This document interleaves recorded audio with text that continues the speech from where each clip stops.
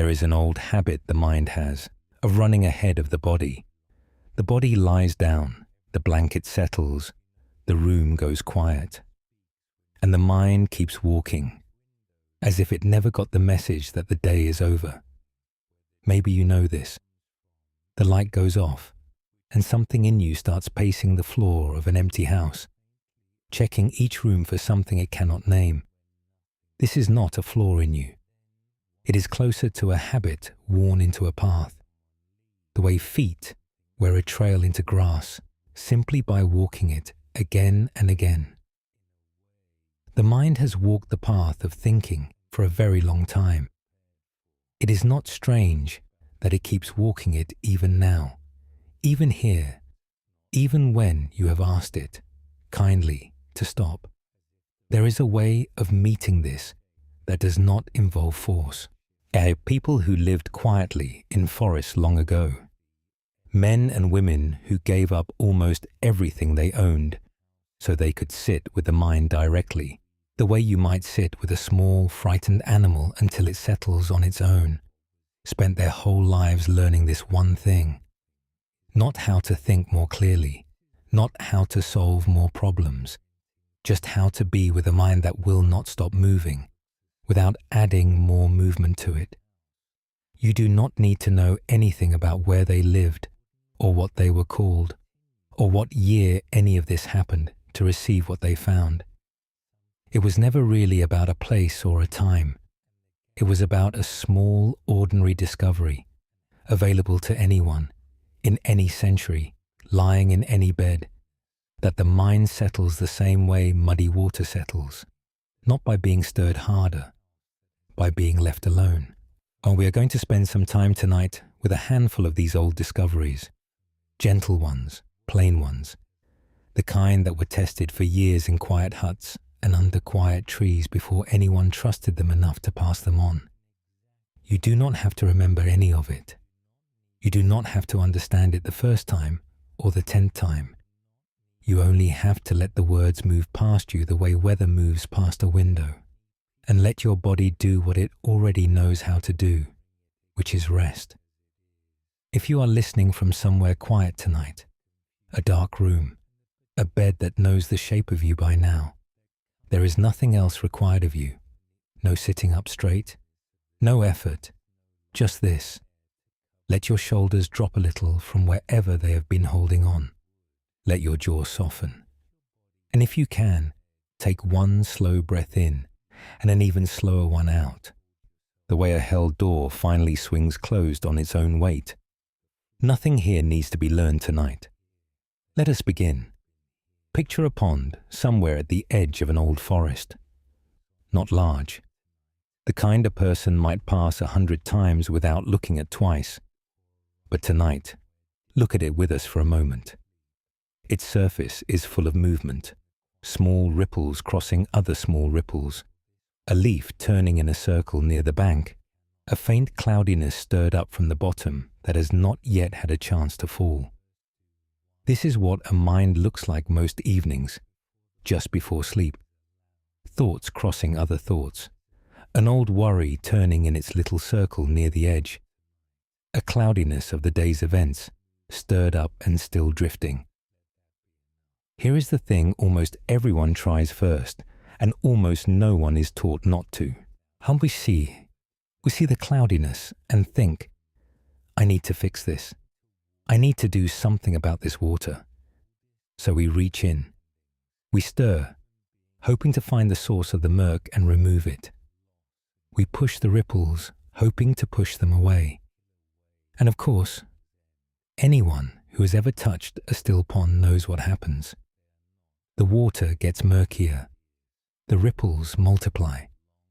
The harder the hand works, the less settled the pond becomes. You are not broken for doing this with your own mind at night. Almost everyone does. We lie down, and the moment we notice the mind is unsettled, we try to settle it by thinking about why it's unsettled, by reasoning with it, by gently scolding it, by reaching for one more strategy. And each of these is, in its own way, a hand going into the water. Let us explore a story about this. Long ago, in a small monastery at the edge of a forest, there was a young man who had only recently come to study with an old teacher there. He was earnest, the way young people often are, and he wanted very much to be good at this. To have a calm mind, a settled heart, the kind of peace he imagined the older monks must carry with them everywhere. Each evening he sat beneath a particular tree near a pond, and each evening his mind ran in circles, the way minds do, replaying small embarrassments, planning conversations that would never happen, worrying about whether he was doing the sitting correctly. After many weeks of this, frustrated, he went to find the old teacher. "I cannot make my mind be still," he said. "I sit, and it runs. I try harder, and it runs faster." The old teacher did not answer right away. Instead, he led the young man back to the pond, where the evening light was beginning to fall in long gold lines across the water. He picked up a small stick and held it out. "Stir the water," he said. Confused, but obedient, the young man took the stick and stirred. The surface churned. Mud rose from the bottom in soft brown clouds. "Now," said the old teacher, "tell me, can you see your reflection?" The young man looked. There was nothing to see but motion and murk. "No." "Stop stirring," said the teacher. "Sit down. Wait." So they sat. For a long while, nothing seemed to happen. The young man's legs grew restless. He wanted to ask if this was working, if there was something more he should be doing. But the old teacher simply waited, so the young man waited too. Slowly, so slowly, it was almost impossible to notice it happening. The ripples on the surface grew smaller. The mud began to settle back toward the bottom, grain by grain, with nothing pulling it down but its own weight and enough time. After perhaps half an hour, the water had gone still enough that the first stars appearing overhead were visible in it, small and trembling and clear. "I did not do anything," the young man said, almost to himself. "That is correct," said the old teacher. "You only stopped doing something. The water did the rest. It always knew how to be clear. It was only being disturbed." The young man sat with this for a long time after the teacher had gone. He understood, finally, that all those evenings of trying harder to be calm had been exactly like the stick in the water, well-intentioned, and exactly the thing keeping the water from clearing. His mind, he began to suspect, did not need a better technique. It needed, more than anything, to be left alone long enough to settle on its own. What the story is pointing to is not complicated, even if it can be hard to believe at first. Your mind, like that pond, already knows how to be clear. It is not missing some skill. It is not broken or undisciplined, or worse than anyone else's. It has simply been stirred by the day, by old habits of worry, by the very effort to calm it down. And it needs nothing added to settle. Only time, and the absence of more stirring. So tonight, if you notice your mind running its small circles, you do not have to chase it, correct it, or scold it into stillness. You do not even have to stop it. You can do something far smaller and far kinder. You can simply stop adding more motion. Let the thought arrive. Let it have its small circle. Let it begin, on its own, to slow. And this is the carry this with you for tonight. You are not in charge of making the water clear. You are only in charge of putting the stick down. The rest happens by itself, the way it always has, the way it did in that pond at the edge of an old forest, and the way it will tonight, in whatever room you are lying in. Let yourself rest here for a moment. There is nothing to solve right now, nothing to figure out before you're allowed to relax. Just notice the weight of your body, where it touches the bed, your shoulders, the back of your head, your heels, and let that weight be the only thing you are doing. When you are ready, we will go on together. Here is something almost too simple to say out loud, and yet it is the root of a great deal of peace. Once it is truly let in, nothing here is staying the same, not for one single moment, and it never was going to. We tend to live as though things hold still, as though the version of a person we love this morning is the same version we will see tonight, as though the mood we are in right now is simply the truth of who we are, rather than a weather system passing through, as though the ache we feel about something, a worry, a sadness, a frustration that has been circling for days, is a fixed and permanent feature of our life, rather than a wave that arrived and, like every wave before it, will eventually slide back out. People who lived very simply, often alone, often with nothing more than a robe and a bowl, spent long years watching this truth directly, because they had given up almost everything else there was to watch. With so little to distract them, as they noticed something the rest of us often miss in the rush of days, that absolutely everything is in motion, including the things that feel most solid, including the breath, including the next thought, including this very moment, which is already, as you hear it, becoming the last one. This can sound bleak if you only hear half of it, but it is not bleak. It is, in its own quiet way, the most relieving thing there is.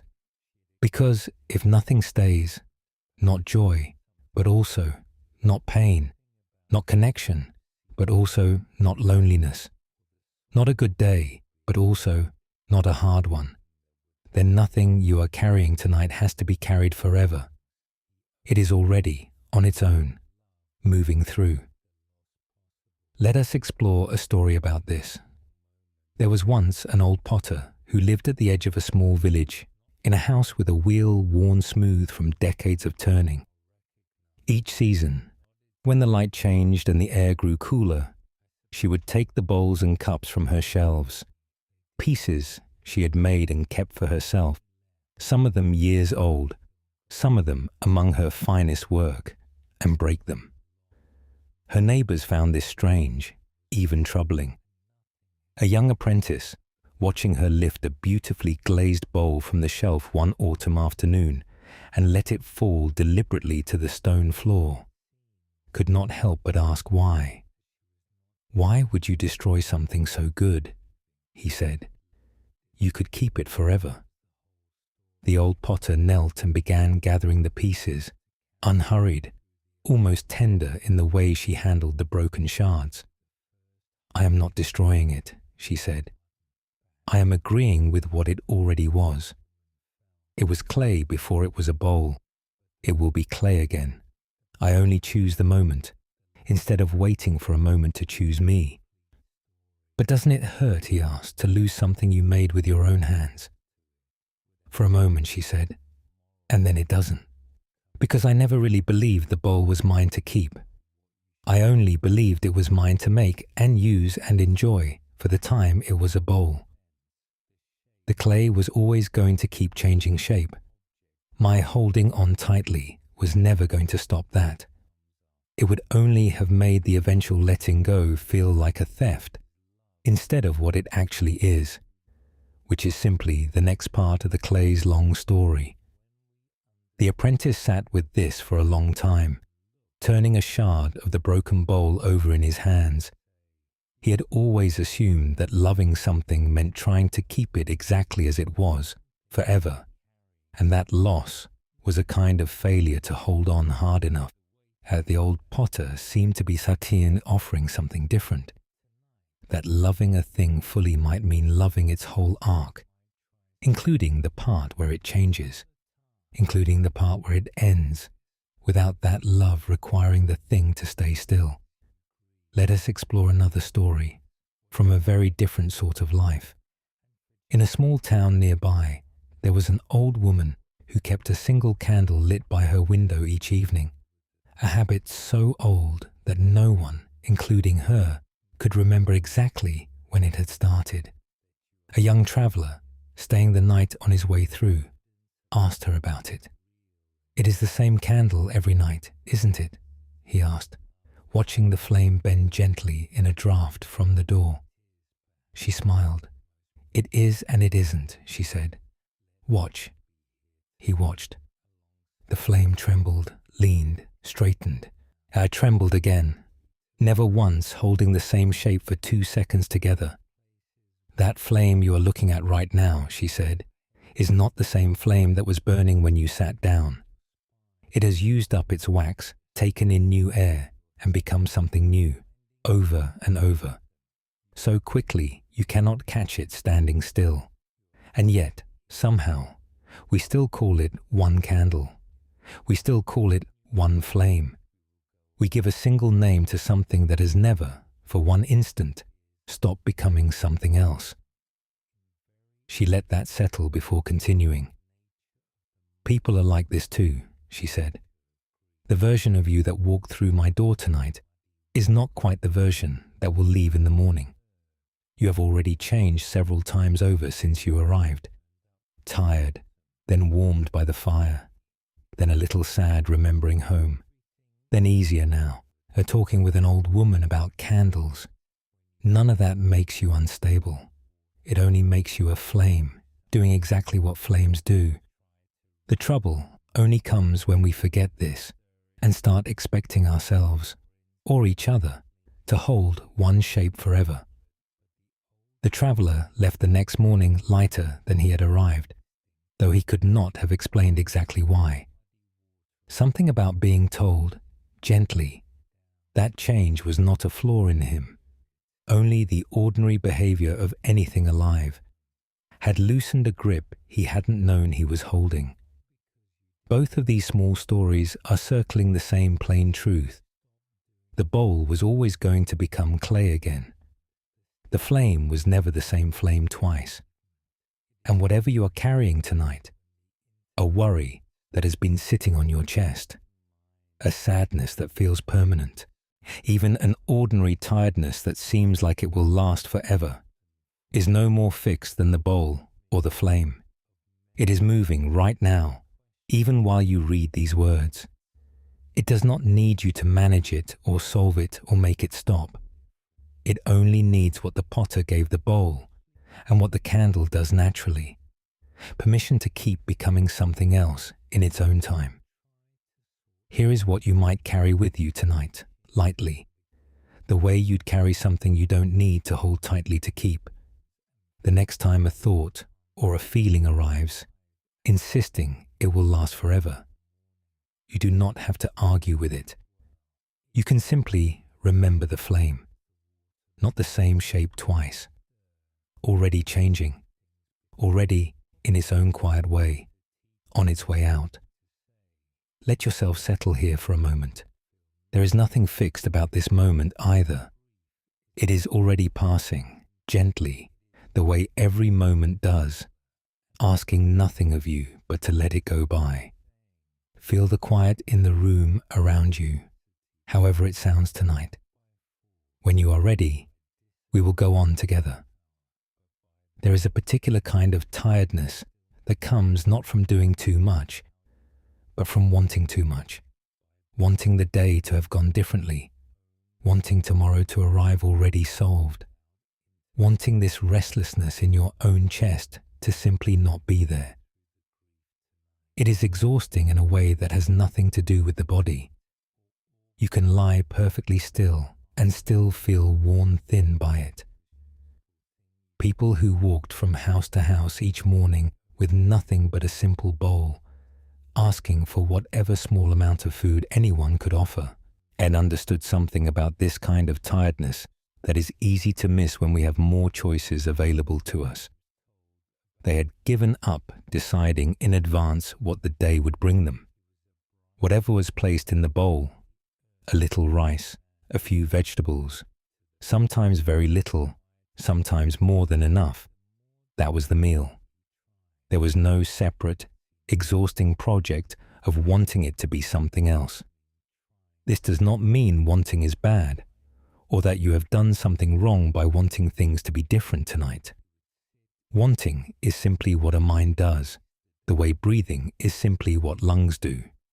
But there is a difference between a want passing through, light as weather, and a want that has set up a small, permanent household in your chest, refusing to leave until it gets exactly what it asked for. It is that second kind. The want that has moved in and won't leave, that wears a person down at 3 a.m. Let us explore a story about this. In an old monastery in the mountains, there lived a monk known affectionately for carrying the same plain wooden bowl for as long as anyone could remember. He used it for his food each day and nothing else, and he kept it as carefully as some people keep treasure, though it was worth almost nothing at all. One year, a wealthy traveller passing through, moved by something in the old monk's quiet manner, offered him a beautiful new bowl, gold-rimmed, finely made, far nicer than anything the monastery had ever seen. "Please take this," the traveller said. "Yours is so plain. You deserve better." The old monk turned the gold-rimmed bowl over in his hands, yes, admiring it honestly. He was not pretending it wasn't lovely, and then, gently, handed it back. "It is a beautiful bowl," he said, "but if I took it, I would spend the rest of my life worried about it. Worried it would be stolen. Worried it would be scratched. Worried about what people would think, seeing a monk with such a fine thing. My old bowl asks nothing of me. It only holds what is given to it, today, and is glad for whatever that is." The traveller, somewhat taken aback, pressed further. "But surely you want more than what is given to you. Surely there are days the bowl holds very little, and you go hungry, and you wish for more." "There are such days," the old monk admitted, "and on those days I am hungry. That is simply true, and I do not pretend otherwise. But I have noticed something. The suffering on those days never came from having little.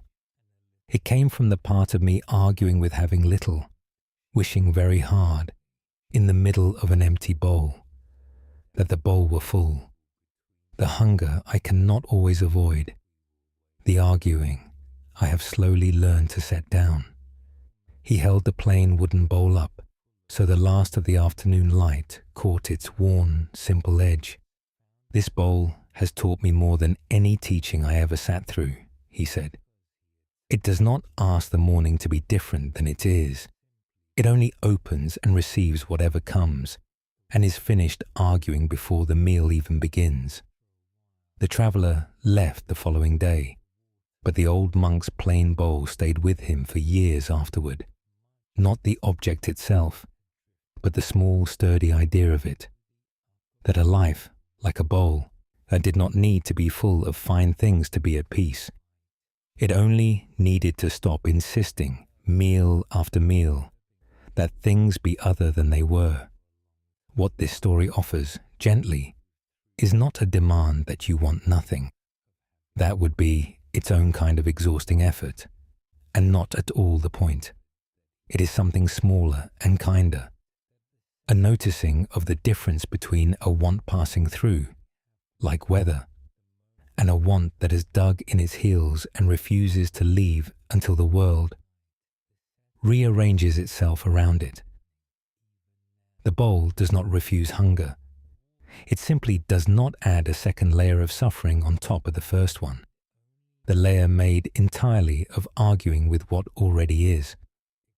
So tonight, if you notice a want sitting heavily in your chest, for sleep to come faster, for a worry to be already resolved, and for tomorrow to be easier than you suspect it will be, you do not have to fight the want or pretend it isn't there. You might simply notice it the way the old monk noticed an empty bowl. This is what's here right now, not arguing with it, not yet asking it to be otherwise. just letting it be for now, exactly as full or as empty as it is. Rest here a moment with whatever your evening has actually given you, not the one you imagined, not the one you wished for, simply this one, exactly as it is. There is nothing more required of you than to receive it, the way an old wooden bowl receives whatever is placed inside. When you are ready, we will go on together. Of everything the body does without being asked, the breath might be the most overlooked. It has been moving in and out of you since before you had a single thought, and it will likely keep moving long after this particular worry of yours has faded into something you can no longer quite recall. It asks for nothing. It does not need to be managed, improved, or perfected. It only needs, every so often, to be noticed. There is a particular kind of relief in this, especially at night, when the mind tends to wander far from where the body actually is, into tomorrow's conversation, into yesterday's mistake, into some imagined version of a future that has not happened and may never happen at all. The breath, meanwhile, stays exactly where the body is. It has never once left the present moment, not for a single inhale in your entire life. It is, in this sense, one of the most reliable things you have. Wherever your mind wanders, the breath is always available as a way back. Nay, the way a porch light left on is always available as a way home. Let us explore a story about this.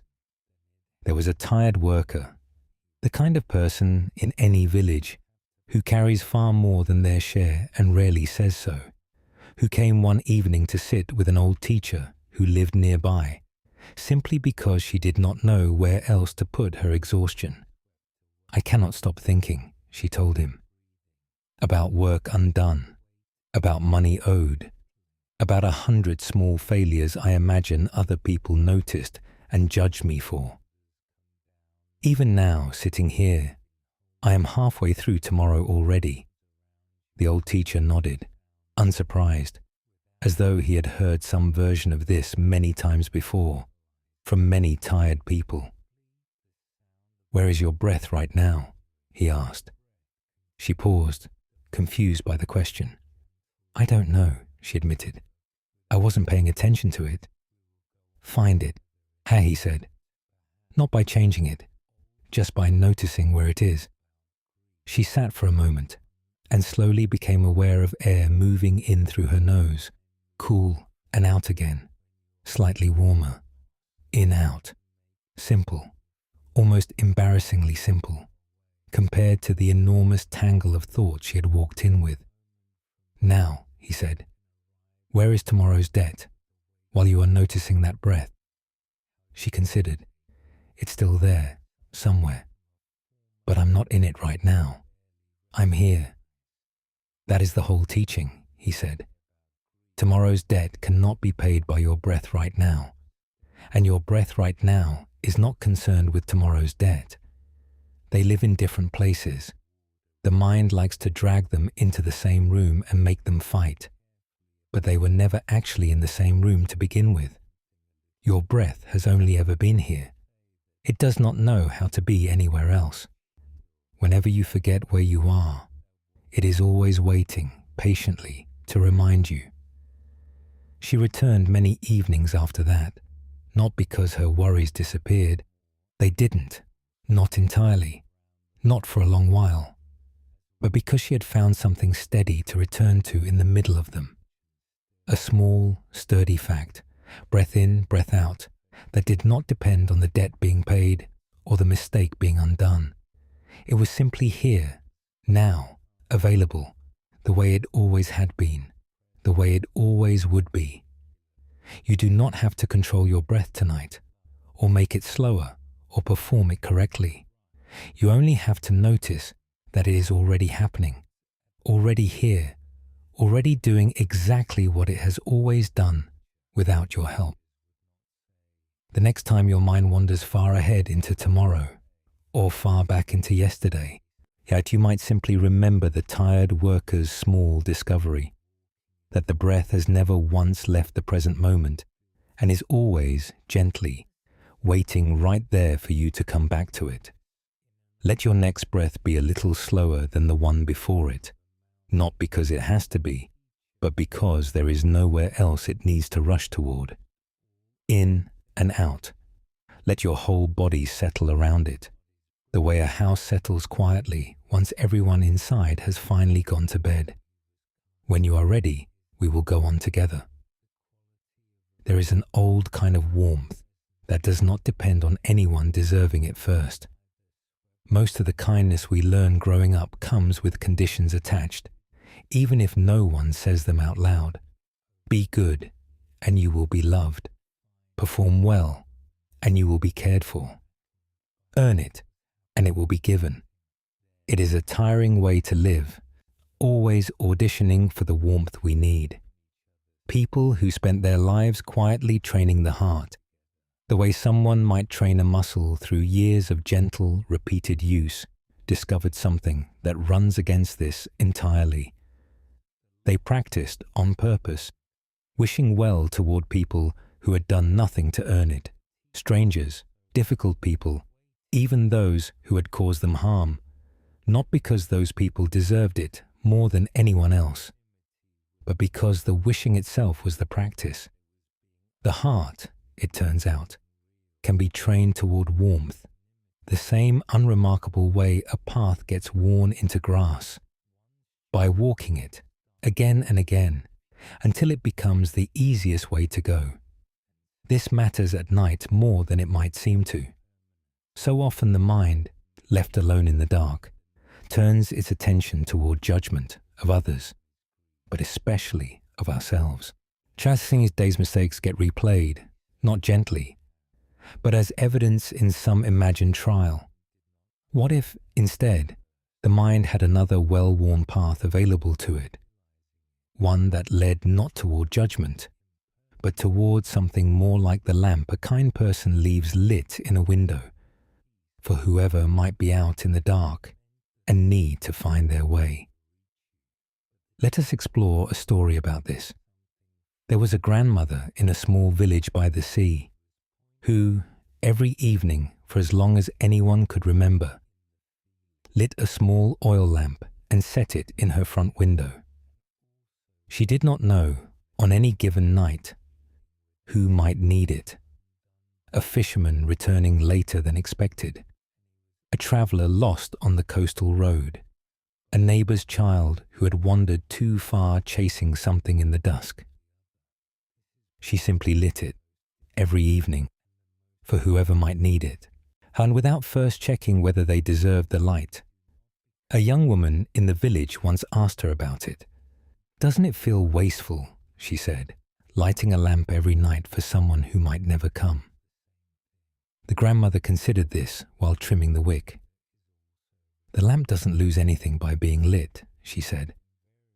"Whether someone needs it tonight or not, lighting it costs me the same small effort either way. But if I waited to light it only on the nights I was certain someone needed it, I would always be one night too late. Someone would always be the person who needed it on the night I decided not to bother." She lit the wick, and the small flame steadied in the evening air. "I think the heart works the same way," she added. "If I wait until someone has proven they deserve my kindness before I offer it, and I will always be a step behind, judging first, warming second, when most people only needed the warmth to begin with, long before any proof was offered. So I have stopped waiting for proof. I simply light the lamp. Most nights, it is enough just that it is lit, whether or not anyone ever needed to find their way by it." The young woman thought of this often in the years after, especially on nights when she caught herself withholding warmth from someone, a sister, a stranger, herself, until they had somehow earned it first. She began, slowly, to light her own version of the lamp more freely, not because everyone deserved it, simply because the lighting costs so little, and the dark, for someone out in it, could cost so much. Let us explore another story of two old rivals who had not spoken kindly to each other in many years. Over some long-forgotten dispute about land, neither of them now even remembered clearly. When one of them fell seriously ill one winter, word reached the other through the village, as word does. The healthy one sat for a long while with the news, turning over old resentments that, on examination, had grown thin and brittle with age, like cloth left too long in the sun.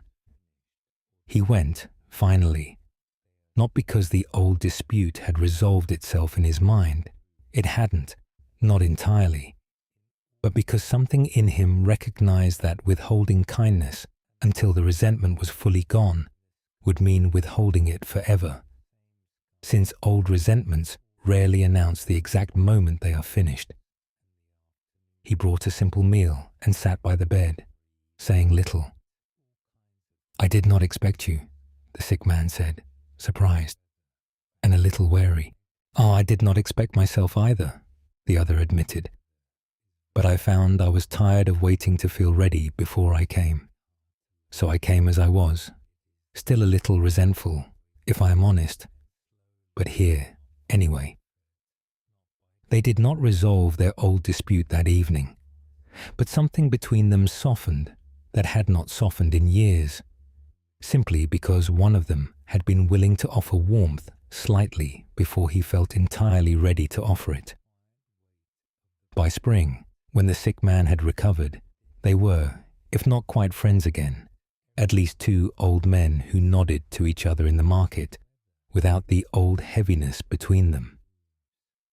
Both of these stories point toward the same quiet practice, that warmth does not need to wait for readiness or worthiness or the resolving of every old account in order to be offered. It can simply be lit, the way a lamp is lit, regardless of who might need it tonight. And this practice can be turned just as gently toward yourself. The parts of you that made mistakes today, the parts of you still tired or frustrated or unsure, the parts of you that have not yet, by any measure, earned a soft word. You do not have to wait until you have proven yourself worthy of kindness before you offer it to yourself tonight. You can simply light the lamp. Here is something small to carry with you. Before sleep tonight, you might silently wish yourself well, the way the grandmother lit her lamp, without checking first whether you've earned it. May you be at ease. May whatever you're carrying grow lighter. You do not need a reason. The lamp gets lit either way. Let yourself rest in that warmth for a moment, however small or unfamiliar it feels. There is nothing to prove and no one to convince. Just the quiet and your own breath, and perhaps somewhere nearby in your imagination, a small steady flame in a window, lit for no other reason than that the dark sometimes needs it. When you are ready, we will go on together.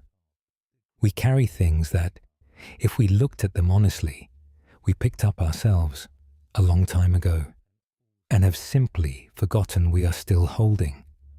An old hurt, a grudge against someone who likely doesn't remember the incident at all, a version of ourselves we have not forgiven for some small failure years past. None of these were placed on us by some outside force we cannot control.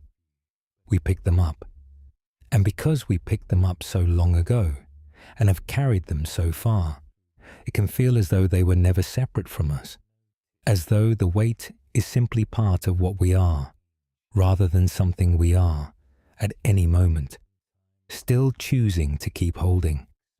This is not said to make you feel responsible for the weight, or guilty for still carrying it. Almost everyone is carrying something they picked up long ago and forgot to set down. It is one of the most ordinary, most human things there is. But it is worth remembering, gently, that a thing carried can also be a thing put down, and that the hand doing the carrying is the same hand that, whenever it is ready, is fully capable of opening. Let us explore a story about this.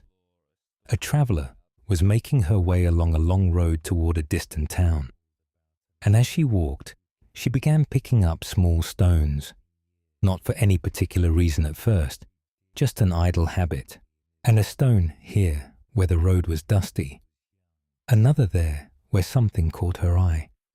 She placed each one in a bag she carried and continued on. By midday, the bag had grown heavier than she expected, though she barely noticed, accustomed by then to its weight. By late afternoon, her shoulders ached, though she had grown so used to the ache that she assumed it was simply what walking felt like. She met an old hermit resting beneath a tree near a bend in the road and stopped to share water with him, as travelers often did. "You look tired," he observed. "It's a long road," she said. He glanced at the bag, resting heavily against her hip. "May I ask what you're carrying?" She opened it and was surprised, looking inside, to find it full of stones. Ordinary stones, the kind found anywhere along any road. None of them valuable, none of them, she realized now, remembered for any particular reason. "I don't actually know why I picked most of these up," she admitted, turning one over in her hand. "I think I just kept walking and kept collecting, without ever stopping to ask whether I needed to keep any of them." The hermit said nothing for a while, letting her sit with what she'd just noticed on her own. "The road does not ask you to carry stones," he said eventually.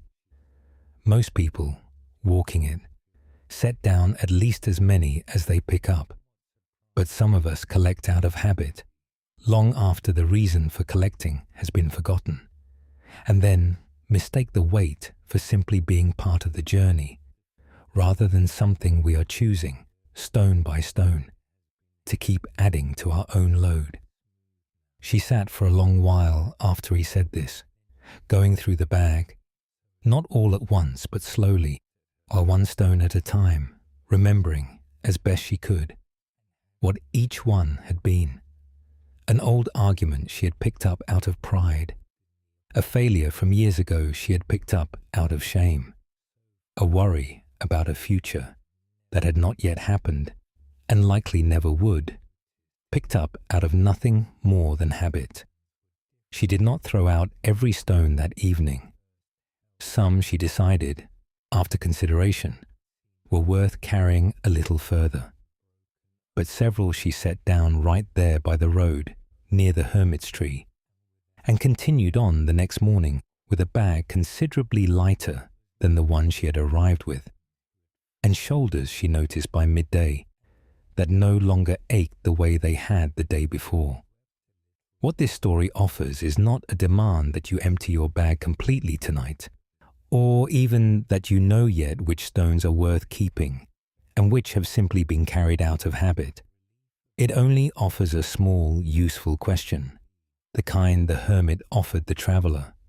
Of everything you are carrying right now, how much of it did you pick up so long ago that you forgot you were the one who picked it up? And how much of it, examined honestly tonight, might be ready to be set down? You do not have to sort through the whole bag right now. That is work for another time, if it needs doing at all. Tonight, you might simply notice the weight, without judgment, and ask whether your hand, even now, is gripping a little tighter than it needs to. If it is, you don't have to force it open. You can simply let it loosen slightly, the way a tired hand naturally loosens once it remembers it has been clenched. Rest here a moment. Whatever you have been carrying today has already traveled as far with you as it needed to for now. You do not have to decide anything about it tonight. You only have to let your hands, wherever they are resting, soften just slightly, as though something heavy has, even briefly, been set down beside the bed. When you are ready, we will go on together. So much of the trouble we carry comes from a quiet, constant leaning toward somewhere else, toward the version of tonight where we are already asleep, toward the version of this week where the hard thing is already finished, toward the version of our life where some distant goal has already been reached and we can finally rest. We live leaning forward, and a body that is always leaning forward never quite settles into where its feet actually are. People who walked very long distances on purpose, not to get somewhere quickly, but as the entire practice itself, learn something about this leaning that is easy to miss when everything around us rewards speed. They discovered that the walking, done slowly enough and attentively enough, was not a means of reaching the destination. It was itself the whole point. The arriving, when it came, was almost an afterthought. Let us explore a story about this. A young pilgrim once set out on a long walk to a shrine many days' journey away, having heard that something important, some clarity, some relief, some answer to a question he could not quite name, awaited him there. He walked quickly at first, eager to arrive, counting the days remaining each evening with a mixture of impatience and hope. On the third day, he came across an old traveller walking the same road, moving at what seemed to the young man an almost absurdly slow pace, pausing often to look at things, a bird crossing the path, the particular way light fell through a stand of trees, the sound of his own footsteps on packed dirt. "You'll never arrive at this rate," the young pilgrim said, falling in step beside him out of politeness, though he had no intention of slowing down to match. "Where are you so eager to arrive?" the old traveller asked. "The shrine," the young man said. "I've heard it holds something important. Once I reach it, I'll finally have what I'm looking for." The old traveller nodded, unhurried, and continued walking at his same slow pace. "And what will you do?" he asked. "On the morning after you arrive?" The young man hadn't considered this. "I suppose I'll have to walk somewhere else eventually. There will be another place to go." "So you'll spend this entire walk wishing it were over," the old traveller said, "only to arrive and discover you are exactly where you started, a person walking toward somewhere, impatient to be elsewhere. The shrine cannot give you what you are looking for if what you are looking for is the absence of this walk. The walk is not standing between you and the thing you want. For most of us, eventually, it turns out the walk was the thing we wanted all along, and we simply hadn't slowed down enough yet to notice." The young pilgrim walked more slowly after that, though it took him several more days to fully believe what the old traveller had told him, and he began noticing things he had walked past entirely in his hurry during the first 3 days. Small kindnesses from strangers along the road, the particular quality of morning light before the heat set in, the simple, uncomplicated pleasure of a body moving steadily forward with nowhere urgent to be. When he finally reached the shrine, many days later than he had originally planned, he found it smaller and plainer than he had imagined. He sat for a while, waiting for the clarity he had been promised to arrive in some dramatic form. It didn't, not in the way he expected, but walking back the way he had come, he noticed he no longer minded. The walk itself, slow and unhurried now, had already given him most of what he had originally hoped the shrine would provide. You do not have to walk anywhere tonight to receive what this story offers. You only have to notice gently whether some part of you is leaning forward right now, toward sleep arriving faster, toward tomorrow already being resolved, toward some future moment when you will finally be allowed to rest. And if you notice that leaning, you might try, just for this moment, letting your weight settle backward instead, into wherever you actually are. Not because the leaning is wrong, only because where you actually are, right now, lying here, is not a waiting room before the good part begins. It is itself, allowed to be the good part. Let your body settle a little further into the bed beneath you, not leaning toward sleep, not chasing it, simply resting here, in this unhurried moment, exactly as it is. There is nowhere else this moment needs to arrive. When you are ready, we will go on together. There is a temptation. Once we notice the pond misbehaving, wandering, worrying, refusing to settle when we most need it to treat it the way we might treat a stubborn animal that won't obey, with force, with frustration, with a kind of internal shouting that rarely works on animals and works even less well on minds. And yet, most of us try exactly this, again and again, simply because no one ever taught us another way. People who spent years training their own minds, the way someone might spend years training a large, powerful animal, discovered something important about this early on.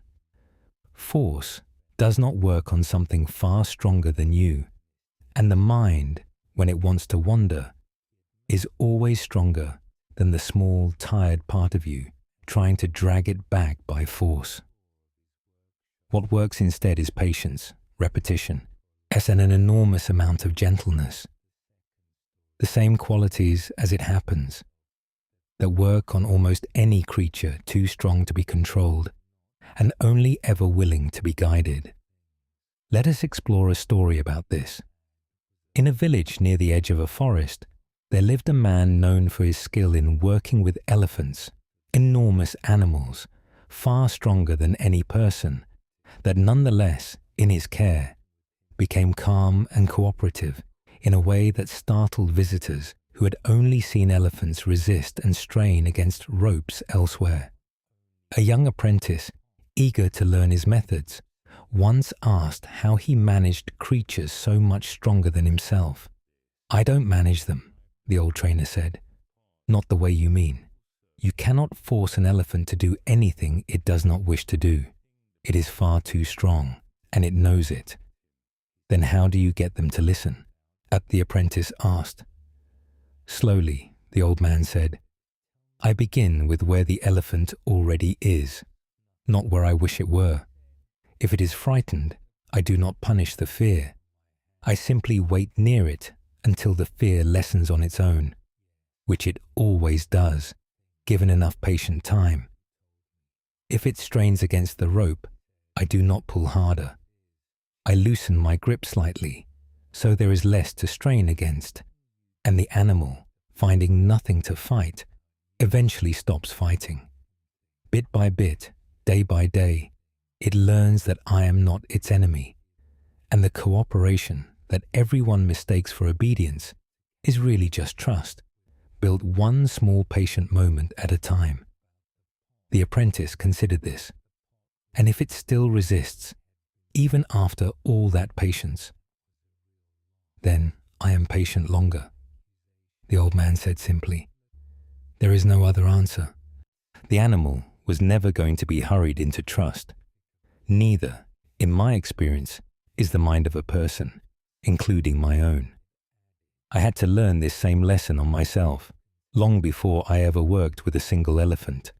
Forcing my own mind to calm down never once worked. Waiting near it, patiently, again and again, eventually did.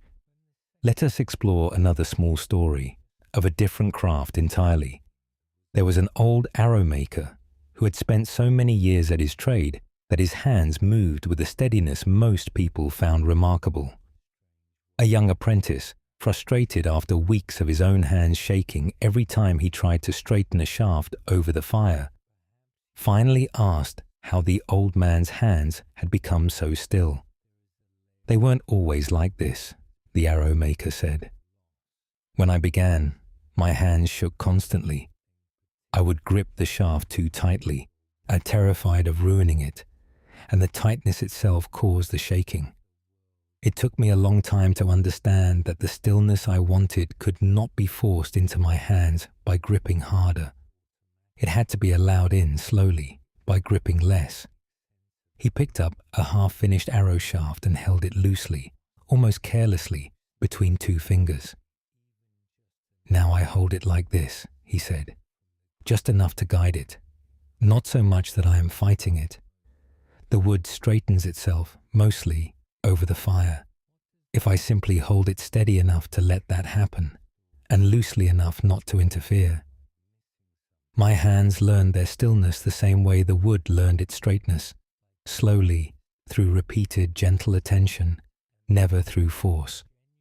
Both of these old craftsmen, in their very different trades, may have discovered the same quiet truth that anyone training a powerful mind eventually discovers too, that what looks like discipline from the outside is, on the inside, almost always something closer to patience. Not gripping harder, not straining against what resists, simply returning again and again, gently, until the thing that once seemed unmanageable slowly, on its own schedule, begins to settle. This matters for you tonight in a very ordinary way. If your mind resists settling, wandering back to a worry, circling some unfinished thought, refusing the rest you are asking of it, you do not need to grip it tighter or scold it for failing to obey on command. You can do what the elephant trainer did, what the arrow maker did. Loosen your hold slightly and simply remain nearby patiently, trusting that the settling will come on its own time, the way it always eventually does for anyone willing to wait for it without force. Let your grip on tonight loosen now, just slightly, on the need for sleep to arrive on schedule, on the need for your mind to behave exactly as you'd like. There is nothing to wrestle here, only patience and a little more time. When you are ready, we will go on together. There is a difference, often blurred in the dark, between being alone and being lonely, and learning to tell them apart can change the texture of a great many quiet nights. Loneliness is a kind of hunger, a reaching out for something that isn't there, an ache around an absence.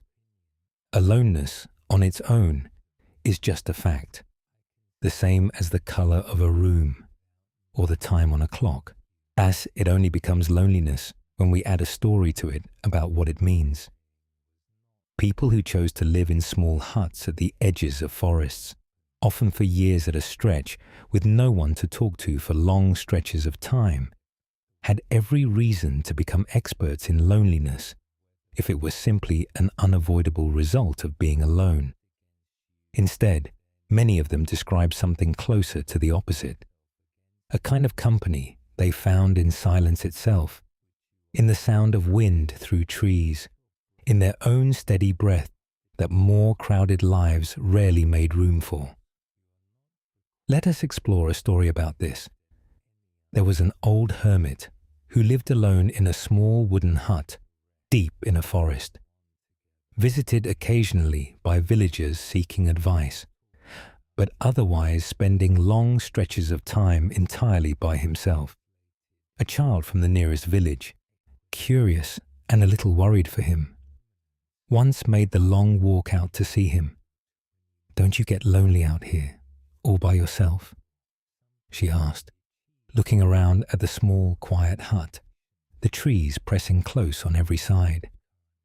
The old hermit considered the question seriously, the way he considered most things a child asked him, without dismissing it as simple. "Sometimes," he admitted, "there are evenings the quiet feels heavy, and I find myself missing voices, faces, the particular noise of a village going about its business. On those evenings, yes, I think I would call it loneliness. But other evenings," he continued, "the very same quiet feels like the fullest, most companioned I have ever felt. I sit by the fire and listen to it crackle, and somehow that is enough. The wind moves through the trees outside, and it sounds almost like conversation, though it asks nothing of me and I owe it no reply. On those evenings, the same silence that felt heavy on other nights feels instead like very good company. The child frowned, trying to understand. But it's the same silence both times. How can it feel so different? The old hermit smiled. That is the most important thing I have learned out here, he said. The silence itself never changes. It is exactly as full or as empty as it has always been. What changes is the story I tell myself about it. On the lonely evenings, I am telling myself a story about what is missing.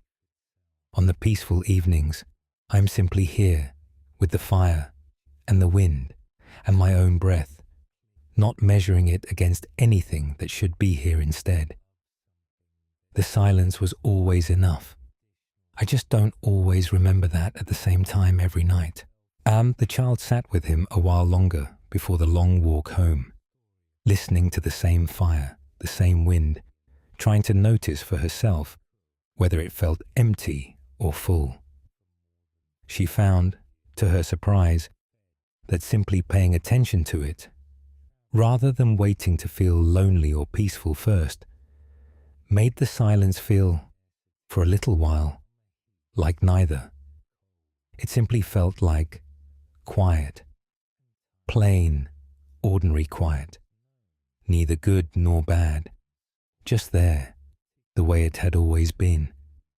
She thought of this many years later. On nights she found herself alone and unsure whether to call it loneliness or peace.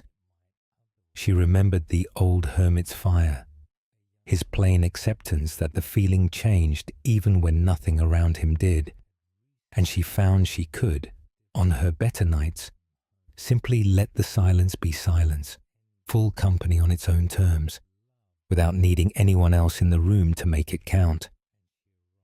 You do not have to decide tonight whether the quiet around you is lonely or peaceful. You might simply notice that the silence itself, whatever story you tell about it, has not changed. It is the same silence it has always been, patient, unjudging, asking nothing of you. If it feels heavy tonight, that is allowed, and it will not always feel that way. If you can find your way, even briefly, to feeling it as company instead, that is allowed too. Either way, the quiet itself is not the enemy. It never was. Rest here in whatever quiet surrounds you right now. Let it simply be quiet, without deciding too quickly what kind of quiet it is.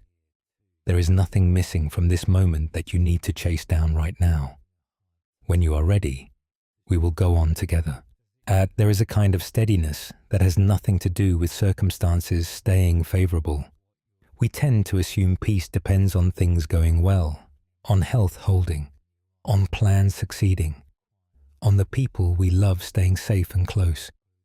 And of course, when things go well, peace comes easily, almost on its own. The harder, more valuable question is what happens to that peace when things stop going well, the way they sometimes inevitably do.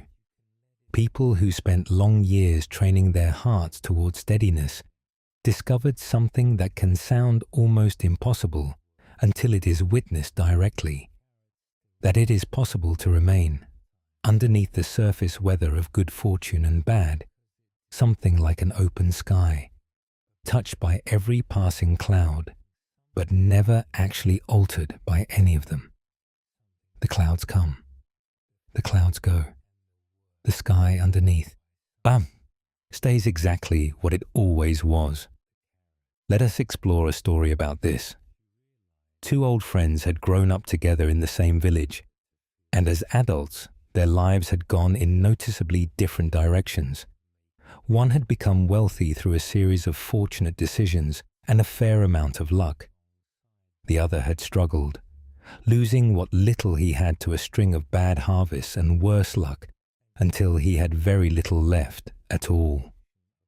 For years, the wealthy friend felt a quiet superiority he tried, not always successfully, to hide, while the struggling friend carried a quiet shame he could not quite shake, even though he knew intellectually that much of his misfortune had nothing to do with any failing of his own. Then, over the course of a single difficult year, their fortunes reversed entirely. A fire took most of what the wealthy friend owned, while a string of excellent harvests, combined with a wise decision or two, restored a measure of stability to the friend who had struggled for so long. They met again after this reversal, each finding the other much changed from where they had last stood. The once wealthy friend, now humbled, expected to find his old friend triumphant, perhaps even gloating after years of feeling looked down upon. Instead, he found him remarkably unchanged, neither puffed up by his recent good fortune nor especially relieved by it, in the way the once wealthy friend would have expected from someone who had suffered so long. "How are you so calm about all of this?" he asked. "Your luck has finally turned. Mine has finally failed. Doesn't this feel like some kind of justice, finally arriving?" The friend considered this for a while before answering. "When I used to think my worth was tied to my luck," he admitted. "When I had little, I believed it meant something true and shameful about me. Now that I have a little more, it would be easy to believe the opposite, that this means something good and true about me instead. But I have started to suspect neither one was ever quite right." The luck moved. I did not move with it, not in any way that matters. I am the same person I was during the bad years, only with a fuller table now. And I suspect if the luck moves again, which it eventually does for everyone, I will still be the same person underneath it, whatever the weather happens to be doing outside. The once wealthy friend sat with this for a long while, turning over his own recent loss, wondering whether he too could find some steadiness underneath it that did not depend on the fire never having happened. Let us explore another small story of a farmer whose field had weathered many seasons, some kind, some brutal. A traveler passing through one particularly difficult year, after a storm had flattened most of the farmer's crop, expected to find him in despair. Instead, the farmer was calmly repairing a fence, as though the ruined field beside him was simply part of an ordinary day's work. "Doesn't this devastate you?" the traveler asked, gesturing at the flattened crop. The farmer paused his work. "It is a hard season," he agreed. "I will be poorer for it this year, and that is simply true. But I have farmed this field for many years now, through good seasons and bad ones, and I have noticed something. The field itself does not despair when the storm comes, and it does not celebrate when the harvest is plentiful. It simply receives what the season brings and continues being a field. I have tried, as best I can, to farm the same way I till the soil, receiving what comes, working with what's actually here, rather than what I wish were here instead." He returned to mending the fence. "There will be better seasons again," he added, "and worse ones eventually after that. I have stopped trying to feel about each one exactly as much as it seems to demand. I simply tend to what's in front of me, today, and let the larger pattern of good years and hard years take care of itself, the way it always has, long before I was tending this field, and long after I will have stopped." And both of these stories point toward the same quiet, durable steadiness, not a numbness to circumstance, not a pretense that hard things don't hurt, but an underlying sky that stays itself underneath whatever weather happens to be passing through it. The wealthy friend's fire was real. The farmer's ruined crop was real. Neither story asks you to pretend hard things are not hard. It only offers the possibility that you, underneath the hard thing, might remain more steady than the hard thing suggests you should be. Whatever has been moving through your own life lately, a difficulty, or perhaps even an unexpected relief, you might try, gently, locating the sky underneath it. Not denying the weather, just remembering it is weather, passing through something steadier than itself. Let yourself rest now in whatever is steady beneath tonight's particular weather, good or hard. The breath continuing, the body held by the bed. Something in you that has stayed quietly itself through every other night you have ever lived, including this one. When you are ready, we will go on together.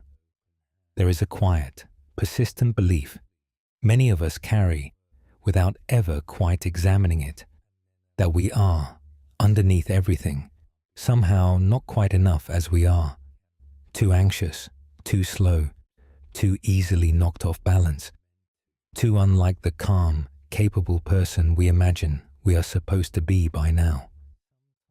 This belief rarely announces itself directly. It just sits underneath everything else, coloring how we treat ourselves on hard nights like this one. People who spent their lives studying the heart closely arrived, again and again, at a conclusion that runs directly against this quiet belief, that nothing about you needs to be fixed, repaired, or improved before you are worthy of rest, of kindness, of your own basic regard. The work, as they described it, was never really about becoming someone different. It was about uncovering something that had been there all along, the way clearing leaves from a window uncovers light that was never actually missing, only blocked for a while from view. Let us explore a story about this. There was a weaver in a small village known for the fineness of her cloth, who one day, through a moment's carelessness, tore a long piece she had been working on for weeks. She sat with the torn cloth a long while, feeling the particular shame of having ruined something with her own hand, considering simply discarding it and starting again. An old friend, visiting and noticing the tear, asked what she planned to do with it. "I don't know," the weaver admitted. "It feels ruined. I keep looking at the tear and seeing only the mistake, even though the rest of the cloth is some of my finest work." The friend turned the cloth over in her hands, examining the tear closely. "You could mend it," she offered. "Not hide the tear, mend it. Weave new thread directly through where it tore, and let the join be visible, rather than pretending the tear never happened. But then everyone will see exactly where it broke," the weaver objected. "Yes," the friend agreed, "and they will also see that it didn't stay broken." That seems to me like the more interesting part of the story for the cloth to tell. The weaver sat with this for a long time before deciding to try it. She mended the tear slowly and carefully, weaving new thread through the break rather than around it. And when she finished, the join was visible, exactly as her friend had said it would be, but so somehow was the rest of the cloth's quality, its fineness undiminished by the small, visible scar running through it. She kept that piece of cloth for herself, rather than selling it as she usually did with her work, and found herself, oddly, fonder of it than of pieces that had never torn at all. It had not needed to become a different, unbroken cloth in order to be worth keeping. It had only needed to be mended honestly, exactly where it had actually broken. What this story offers, gently, is a small reframing of something many of us carry into the night without examining closely. The belief that whatever feels broken in us, a hard day, a mistake, an old wound that still aches sometimes, disqualifies us from rest, from kindness, from being held gently by our own attention until morning. The weaver's cloth did not need to pretend the tear never happened. It only needed someone willing to mend it honestly, in full view of the break, rather than discarding the whole cloth because one part of it had torn. You're allowed to be exactly as tired, as imperfect, as unfinished as you are tonight, and still be entirely worthy of rest. Nothing about you needs to be resolved first. The mending, if it is needed at all, can happen slowly, visibly, without shame. The same unhurried way the weaver mended her cloth, not by becoming someone who never tears, but by becoming someone who knows, gently, how to tend to the places that do. But rest here for a moment with whatever feels unfinished or imperfect in you tonight. It does not need to be resolved before you're allowed to close your eyes. You are not the torn thread. You are the whole cloth, fine work and visible mending both, exactly as you are. When you are ready, we will go on together. There is an old observation, simple enough to fit in a single breath, that has quietly changed how a great many people relate to their own pain, that most suffering comes in two parts, not one, and only the first part is unavoidable. The first part is whatever actually happened, the hard day, the unkind word, the loss, the disappointment. This part cannot always be prevented, no matter how carefully we live. It is simply the cost of being a person in a world that does not always go our way. But the second part is something we add ourselves, often without noticing we're doing it. The story we tell about the first part, the resistance to it, the insistence that it shouldn't have happened, the replaying of it long after the original moment has passed. The first part is, in the old phrase, like being struck by an arrow. The second part is like being struck by the same arrow again, by our own hand, while we are still reeling from the first. Let us explore a story about this. A parent and a small child were walking together one evening when the child stumbled on a root hidden in the grass and fell, scraping a knee. The fall itself was over in an instant, a brief, sharp pain, gone almost as quickly as it arrived. But the child, sitting in the grass, began not only to cry from the scrape, but to talk, through tears, about how the walk was ruined now, how she always fell, how nothing ever went right for her, building, in the space of a few seconds, an entire unhappy story around a moment that had already passed. The parent knelt beside her, checking the scrape, which was small, already barely bleeding. "Does your knee still hurt?" the parent asked gently. "A little," the child admitted, between sobs. "And the rest? The walk being ruined, things never going right. Does that hurt too?" The child considered this, confused by the question. "I guess that part isn't really about my knee." "No," the parent agreed. "That part is a story your mind started telling about your knee, almost the moment it happened. The scrape will heal on its own, probably by tomorrow. The story, if we keep telling it, could go on a lot longer than that, and growing bigger the longer we tell it, even after the knee itself has stopped hurting." The child sat with this, sniffling, and after a while decided to set the story down, mostly because she had noticed, with some surprise, that the knee itself really didn't hurt very much anymore, and the rest of the walk, examined honestly, had actually been rather pleasant.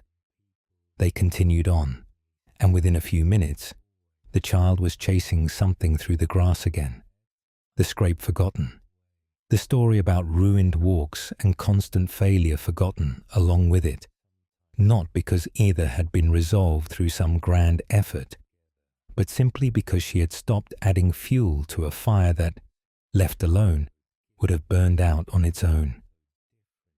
You will not always be able to prevent the first arrow, the hard moments, the disappointments, and the small and large pains that come simply from being alive.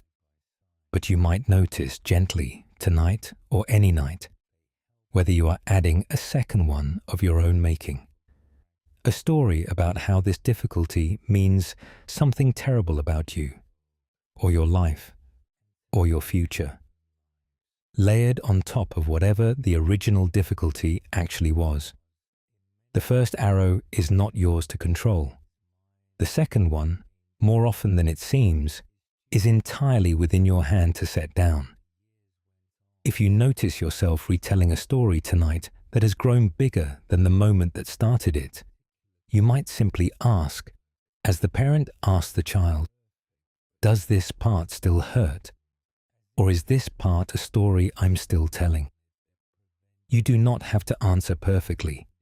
Just noticing the question is often enough to loosen the second arrow's grip. Let whatever ache you are carrying tonight be only the first arrow, if you can manage it. Real, aloud, but not multiplied by a story that keeps it sharper than it needs to be. Rest now in whatever is actually true in this moment. Nothing added, nothing retold. When you are ready, we will go on together. There is a quiet confusion most of us live inside without ever quite noticing it. We assume, almost automatically, that every thought passing through the mind is true, important, and ours to act on simply because it showed up. A worry arrives, and we treat it as a verdict. A harsh judgment about ourselves surfaces, and we treat it as fact.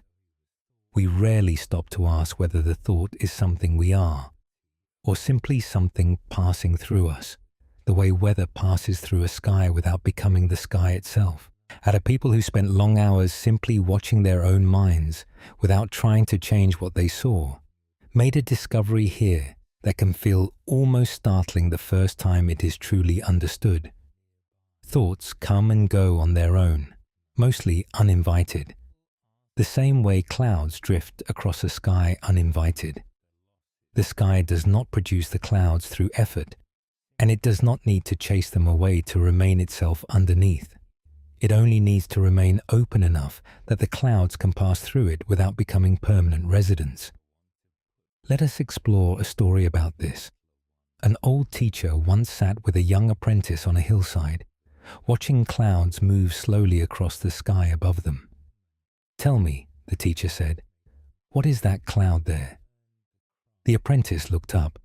"It looks like perhaps a bird or a boat. I'm not sure. And that one, lower, just there. It looks heavier," the apprentice said, "almost like it might bring rain." They watched a while longer in silence, the clouds drifting, shifting shape, some thinning into nothing, others gathering and darkening. "Now," the teacher said, "where is the boat-shaped cloud now?" The apprentice looked and could no longer find anything resembling a boat. "It's gone, or it's become something else. I can't really tell anymore." "And the sky?" the teacher asked. "Where is the sky, now that the boat cloud is gone?" The apprentice looked up at the wide, open expanse above them, unchanged in any fundamental way, despite all the clouds that had passed through it. "It's still here," he said. "It never went anywhere." "That is the part most people forget," the teacher said. We watch clouds come and go in the sky every day of our lives and never mistake the sky for the cloud. And yet, inside our own minds, we make this mistake constantly. A thought drifts through, a worry, a harsh judgment, a passing mood, and we immediately believe we have become that thought, the way you might have believed, for a moment, that the sky itself was a boat. But you are not the cloud passing through. You are far more like the sky it passes through, vast enough to hold it, unchanged underneath it, still here, long after it has drifted on to become something else or nothing at all. The apprentice sat with this for the rest of the afternoon, watching cloud after cloud arrive, shift and dissolve, practicing as best he could, noticing himself as the sky rather than any particular cloud passing through it, and it did not come easily at first. Old habits of mistaking thought for self ran deep, deeper than one afternoon could fully unlearn. But something had shifted, even so. A worry could now arrive without quite so much insistence that it was the whole truth of him. It was, he was beginning to suspect, simply a cloud, passing through. Already, even as he noticed it, becoming something else. You do not have to stop your thoughts tonight, or chase away whatever worry happens to be drifting through your mind right now. You might simply try gently, remembering that you are the sky it is passing through, not the cloud itself. The thought will shift, the way every cloud eventually does. It does not need your help to dissolve, and it was never, even at its heaviest, a permanent feature of the sky beneath it. Let whatever is moving through your mind right now simply keep moving, the way clouds move, without your needing to chase it away or hold it in place. You're the wide, quiet sky underneath it, exactly as you have always been, on every other night before this one. When you are ready, we will go on together. There is a strange arithmetic to generosity that does not behave the way most arithmetic does. We tend to assume that giving something away leaves us with less, the way handing someone a coin leaves one less coin in our own pocket. And in the most literal sense, this is true. But people who practice generosity deliberately, as a discipline rather than an occasional impulse, notice something that the simple arithmetic misses entirely. That the act of giving, done with an open hand rather than a grudging one, tends to leave the giver feeling larger rather than smaller, fuller rather than more depleted, even when the material thing given away is genuinely gone. This is not a trick or a way of pretending loss isn't loss. It is something closer to a discovery about where a sense of abundance actually comes from, which turns out to be less about how much we are holding on to and more about how open our hands are while we hold it. Let us explore a story about this. There was a fisherman in a small coastal village who, every day he returned with a good catch, set aside a portion of it before even bringing the rest home, giving it to an elderly neighbor who could no longer fish for herself, or to a family going through a difficult season, or sometimes simply to whoever happened to be at the dock when he arrived, hungry and without much else. A younger fisherman just starting out watched this for some time before finally asking about it. "Doesn't it bother you," he said, "giving away part of your catch before you've even had the chance to sell it? You'd have more for yourself and more to trade if you kept it all." The older fisherman considered this while mending a net. "I used to think that way too," he admitted. "When I was younger, I held on to every fish as though it were the only one I would ever catch. I counted constantly. I felt poorer with every fish I gave away, even small ones, even to people who clearly needed it more than I did." "What changed?" the younger man asked.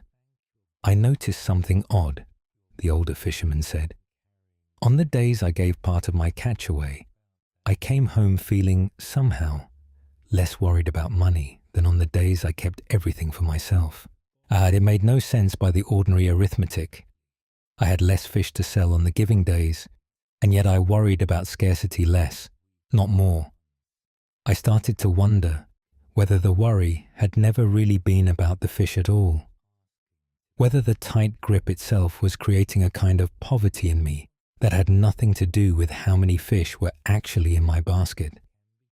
He held up the net he was mending, the gap slowly closing under his careful hands. "I think the open hand and the closed fist feel very different on the inside," he said.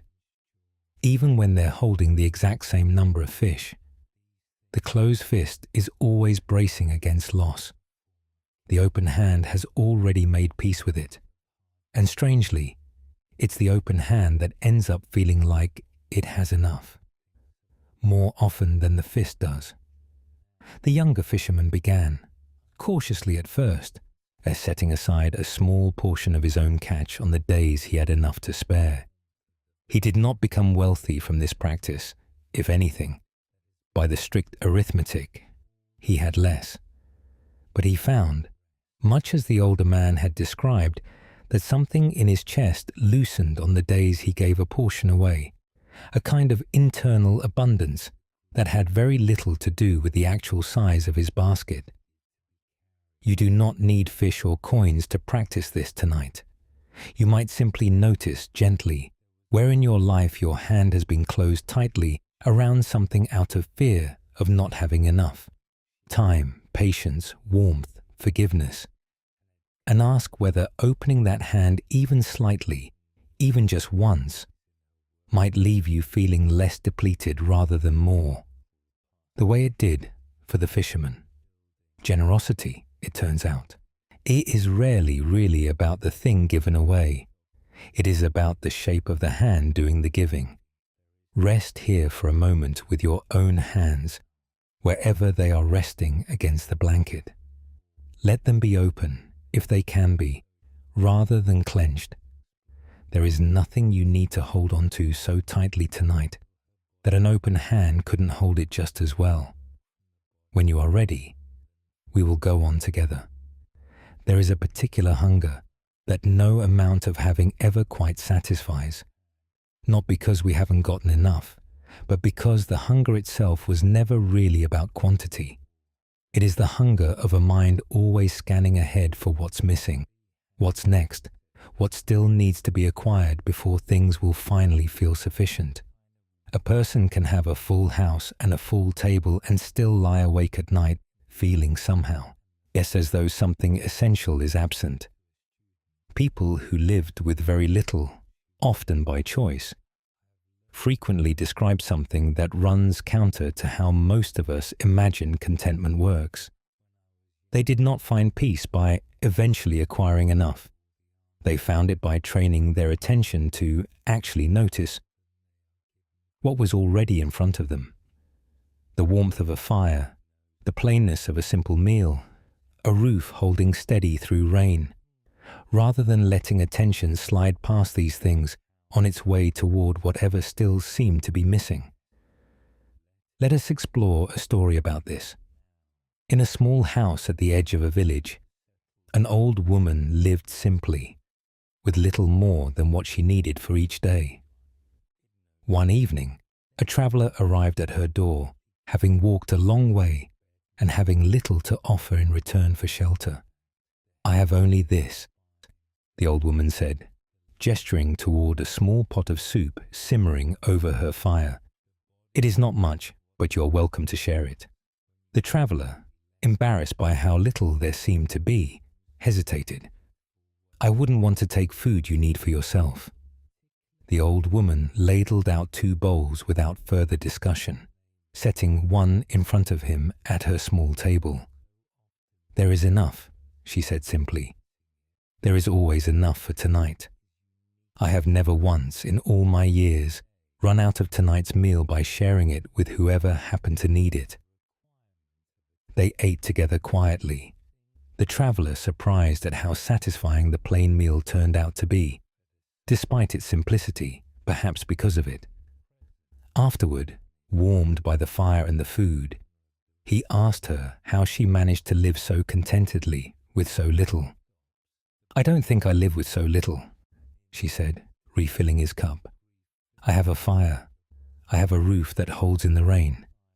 I have this soup, and tonight I have your company as well, which I did not expect when I woke up this morning. By my own counting, that is rather a lot, actually, for one evening." "But you have no great wealth," the traveler said. "No reserves, should hard times come." "That is true," she admitted. "And there have been hard times more than once, when the soup was thinner than I would have liked. But I noticed, somewhere along the way, that worrying in advance about a thin soup that hadn't arrived yet never once made tonight's soup taste better. It only made me miss enjoying the good soup I did have. on the nights I was lucky enough to have it. So I stopped doing the math so far ahead. I simply receive what's actually on the table each evening and find, almost every time, that it is enough for that evening, even when it isn't much. The traveler left the next morning with something he hadn't expected to receive from a night of simple soup and a stranger's plain hospitality. A small, durable sense that perhaps contentment had less to do with the size of what was on the table and more to do with whether he was actually looking at what was there, rather than past it, towards some imagined fuller table that hadn't arrived yet. You might try tonight a small version of the old woman's practice. Whatever you have right now, a bed, a roof, a body that has carried you through another day, you might let your attention rest there for a moment, fully, rather than letting it slide past toward what still feels missing. It does not have to be much to be by tonight's honest accounting enough. But let yourself notice 3 small things that are true right now. Warmth somewhere on your body, the quiet of the room, the simple fact of having arrived safely at the end of another day. Nothing more is required than noticing them. They were already enough before you even started counting. When you are ready, we will go on together. There is a particular relief in honesty that takes most of us a long time to discover, mostly because we spend so many years believing the opposite, that a small untruth, told to smooth over an awkward moment or avoid a difficult conversation, makes life easier rather than harder. In the moment, it often does feel easier. The trouble comes later, when the small untruth needs tending, defending, remembering, and protecting from discovery, all of which take a quiet, ongoing effort that plain honesty never required in the first place. People who practice careful, deliberate honesty as part of training the heart notice this clearly. That truthful speech, even when it costs something in the moment, tends to leave behind a kind of lightness that a comfortable untruth never quite manages, no matter how smoothly it goes down at first. The lightness comes from having nothing left to manage afterward. What was said simply was, and there is nothing more to track, defend, or remember differently the next time it comes up. Let us explore a story about this. There was a baker in a small town known, somewhat unusually, for telling customers plainly when a loaf had not turned out as well as it should have. Other bakers in the town quietly sold their lesser loaves alongside their better ones without comment, hoping no one would notice the difference. This baker did not. This one didn't rise quite as it should have, he would say, setting a slightly denser loaf on the counter. It will still taste fine, but I wanted you to know before you paid for it. A neighboring baker once asked him, half mocking, half genuinely curious, why he bothered pointing out his own mistakes instead of simply letting customers discover it themselves, or not at all. I tried it your way once, the honest baker admitted. I sold a loaf I knew hadn't turned out well, without saying anything, hoping the customer wouldn't notice or wouldn't mind. They didn't say anything either. But I spent the rest of that day uneasy, wondering if they'd noticed, wondering what they'd think of me when they did. A single quiet untruth, and I was suddenly managing an entire imagined conversation in my head that never needed to happen at all. And now, the neighboring baker asked. Now, when a loaf doesn't rise properly, I simply say so, the honest baker said. It costs me something in the moment. Sometimes a customer chooses not to buy it. Sometimes I feel a flicker of embarrassment admitting the mistake out loud. But the moment passes quickly, and nothing is left over afterward for me to manage. No story to maintain. No worry about being found out, because there is nothing left to find. I have noticed I sleep better on the nights after an honest, slightly awkward conversation than I ever did on the nights after a smooth, comfortable lie. The neighboring baker considered this for a long while afterward, noticing how the next time he caught himself smoothing over a small, inconvenient truth, just how much quiet effort went into maintaining it compared to simply saying the plain thing and letting the moment pass. This matters at night more than it might first seem to, because so many of the thoughts that circle in the dark are not about the day's events themselves, but about small untruths we are still quietly managing. A version of events we've shaded slightly in our own favor. An apology we know we owe but have been avoiding. A feeling we told someone we didn't have when we actually did. Each of these, left unattended, tends to surface at exactly the hour we most want our minds to be quiet. You do not have to resolve every unspoken truth tonight, but you might notice, gently, whether some part of your mind's restlessness is the quiet work of managing something less than fully honest, and whether even naming that to yourself, simply admitting here in the dark what is actually true, might lighten the load slightly, the way the baker's plain admission lightened his. Rest here for a moment with whatever is simply, plainly true about your day, without needing to shade it kinder or harder than it actually was. The truth, once let in fully, tends to ask far less of you to carry than the version we sometimes prefer to tell. When you are ready, we will go on together. Fear has a peculiar way of growing larger the moment we stop looking directly at it. A shape glimpsed at the edge of vision becomes far more frightening than the same shape examined plainly in full light. This is true of shapes in a dark forest, and it is just as true of the shapes our own minds produce at night.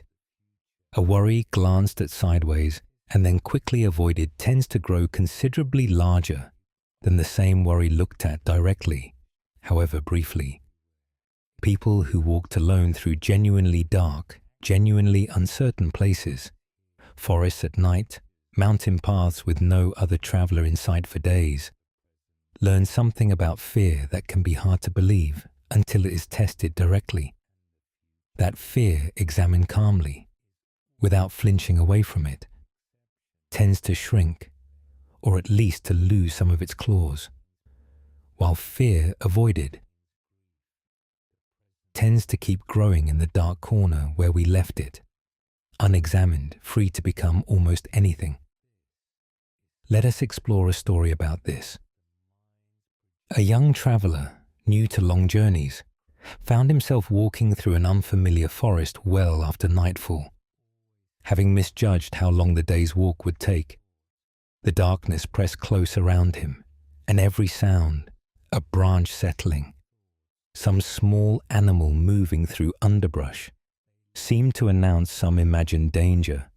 He came eventually to a small clearing where an old traveler, far more experienced, sat resting beside a low fire, having clearly chosen to camp rather than push on through the dark. "You looked frightened, coming through those trees," the old traveler observed, not unkindly, gesturing for the young man to sit by the fire. "I kept hearing things," the young man admitted. "Every sound seemed like something following me. I didn't dare look too closely at any of it, in case I confirmed something was actually there." The old traveler nodded, as though this were a familiar story. "That not looking is usually the part that makes it worse," he said. "I used to do the same thing, many years ago. I would hear a sound in the dark and immediately look away from it, toward the path ahead, hurrying my steps, letting my imagination fill in everything I refused to actually examine. The sound itself was rarely anything, a deer, a branch, the wind through dry leaves. But the not looking left room for my mind to imagine something far worse than any of those things." "What changed?" the young man asked. "I started looking," the old traveler said simply. "Not recklessly. I still moved carefully. still respected the genuine dangers a dark forest can hold. But when I heard a sound, I made myself turn toward it, however briefly, rather than away. Almost every time, looking revealed something ordinary enough to release the fear immediately. A few times, yet it revealed nothing at all. Simply an empty path, the sound already passed. Either way, the fear shrank the moment I stopped avoiding it and started actually examining it. He poked at the fire, sending a small shower of sparks upward into the dark canopy above them. The forest at night is not actually more dangerous than the forest during the day, he added. It only feels that way because the dark hides enough detail that our minds fill into the rest, usually with something worse than what's actually there. The same is true, I've noticed, of most things we're afraid to look at directly, in the forest and elsewhere. The young traveler stayed by the fire that night, rather than pushing on, and found that simply sitting calmly near the source of his earlier fear, the dark trees, the unfamiliar sounds, drained much of the fear's power over him. By morning, walking on through the same forest in daylight, he could see clearly how ordinary it all actually was. Deer trails, fallen branches, nothing more sinister than that. You do not have to examine every fear that visits you tonight in full detail. But if something is circling in the dark corners of your mind, refusing to settle, you might try, gently, turning toward it rather than away from it, just for a moment, not to solve it, not to fix it, simply to look at it plainly, the way the old traveler looked toward the sounds in the trees. Often, looking directly is enough to discover there was less there than the avoiding had led you to imagine. Whatever shape has been circling at the edge of your attention tonight, you do not have to keep your back turned to it. You can look gently, just enough to see it for what it actually is, and then let your shoulders soften, the way they do once a feared shape resolves into something far more ordinary than imagined. When you are ready, we will go on together. There is a quiet guilt many of us carry around rest itself, as though stopping were a kind of failure, a small moral lapse we will need to make up for later through extra effort. We measure our days by what got done, rarely by what got rested, and so even now, lying down at the end of one more long day, some part of the mind may still be totaling up the list of things left unfinished, treating sleep itself as something to be earned rather than simply needed.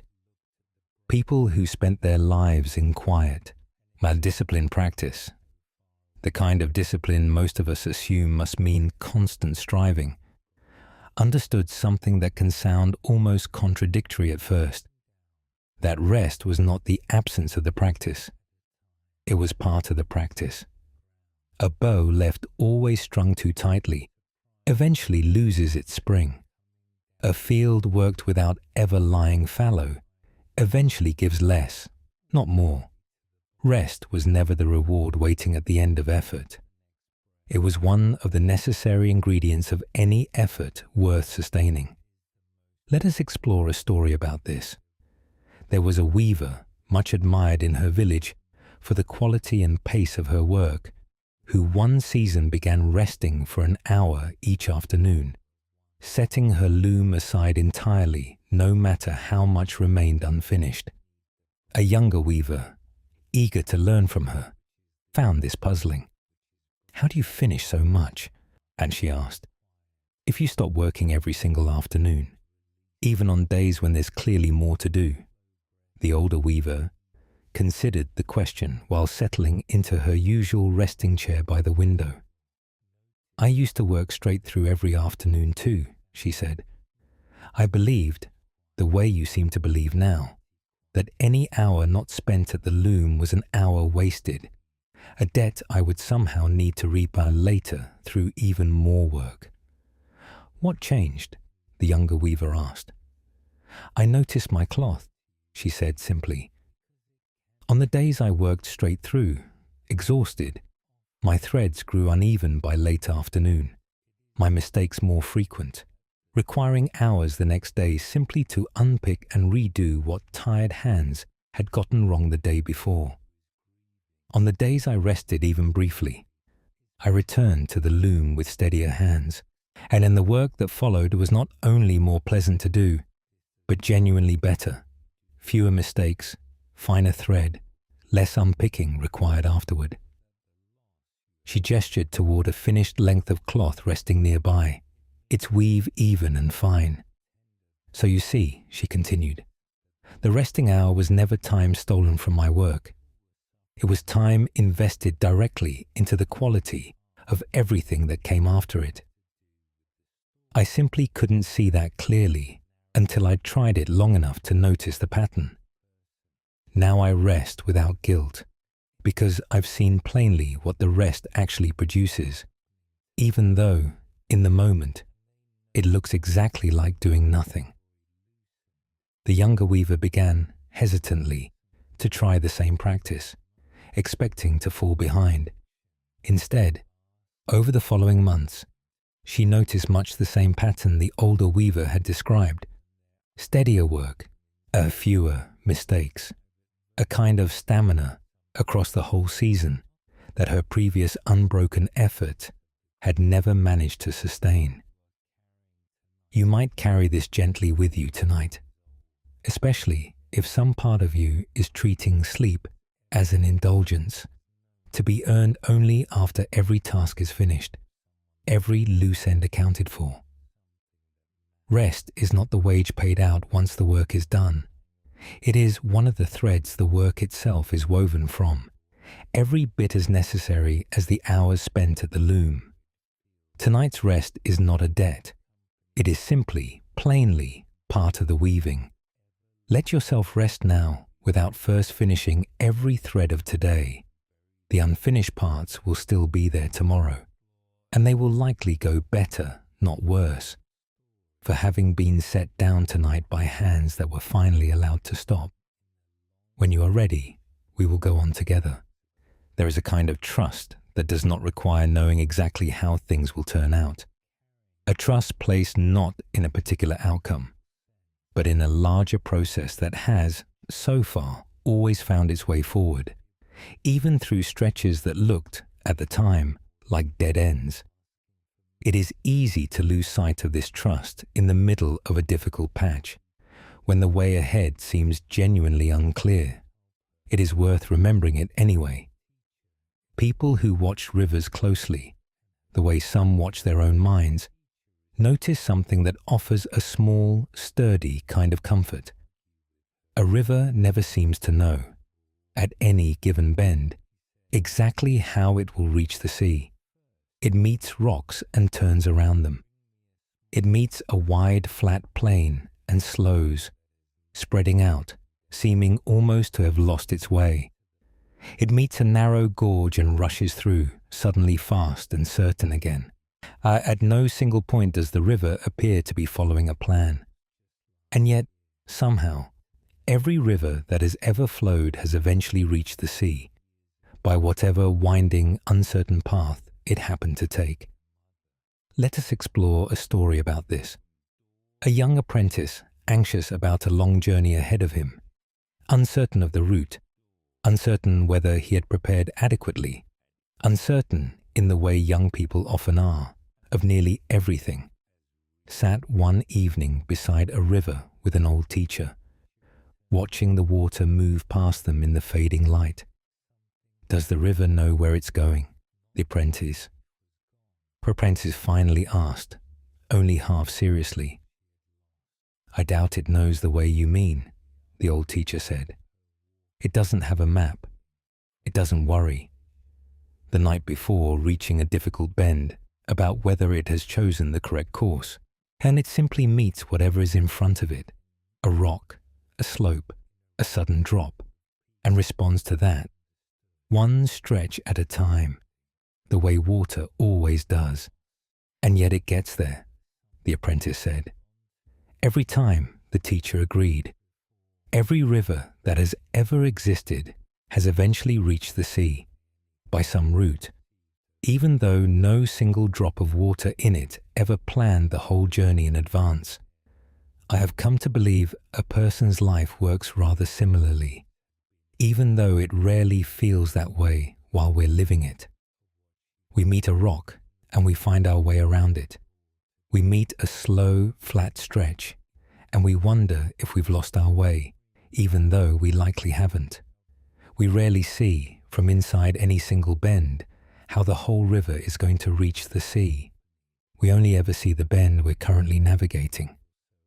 The apprentice considered this, watching the water move steadily past a half-submerged stone, parting around it without apparent effort, without apparent doubt, simply continuing onward by whatever course the obstacle allowed. "So I don't need to know the whole route before I leave tomorrow," he said slowly, working it out as he spoke. "You will meet what's in front of you," the teacher said, "the way the river does, one bend, then the next. You are very unlikely to see the whole course from where you're sitting tonight. Almost no one ever does. But the not seeing has rarely stopped a river from reaching the sea, and I doubt it will stop you from reaching wherever you are actually headed, even if the way there looks, from here, considerably less certain than you'd prefer." The apprentice left the following morning, still uncertain of many details of his journey, but carrying something he hadn't had the evening before, a willingness to meet the next bend as it came, rather than demanding to see the whole river before he was willing to take a single step into it. You do not have to see the whole course of whatever you are facing right now, tomorrow, this week, the larger, uncertain stretch of your life that might be circling tonight. You are only ever asked to meet the bend directly in front of you, the way the river does, trusting, even without proof, that the larger movement is still carrying you somewhere, even through the stretches that look, from where you're standing, like you might have lost your way entirely.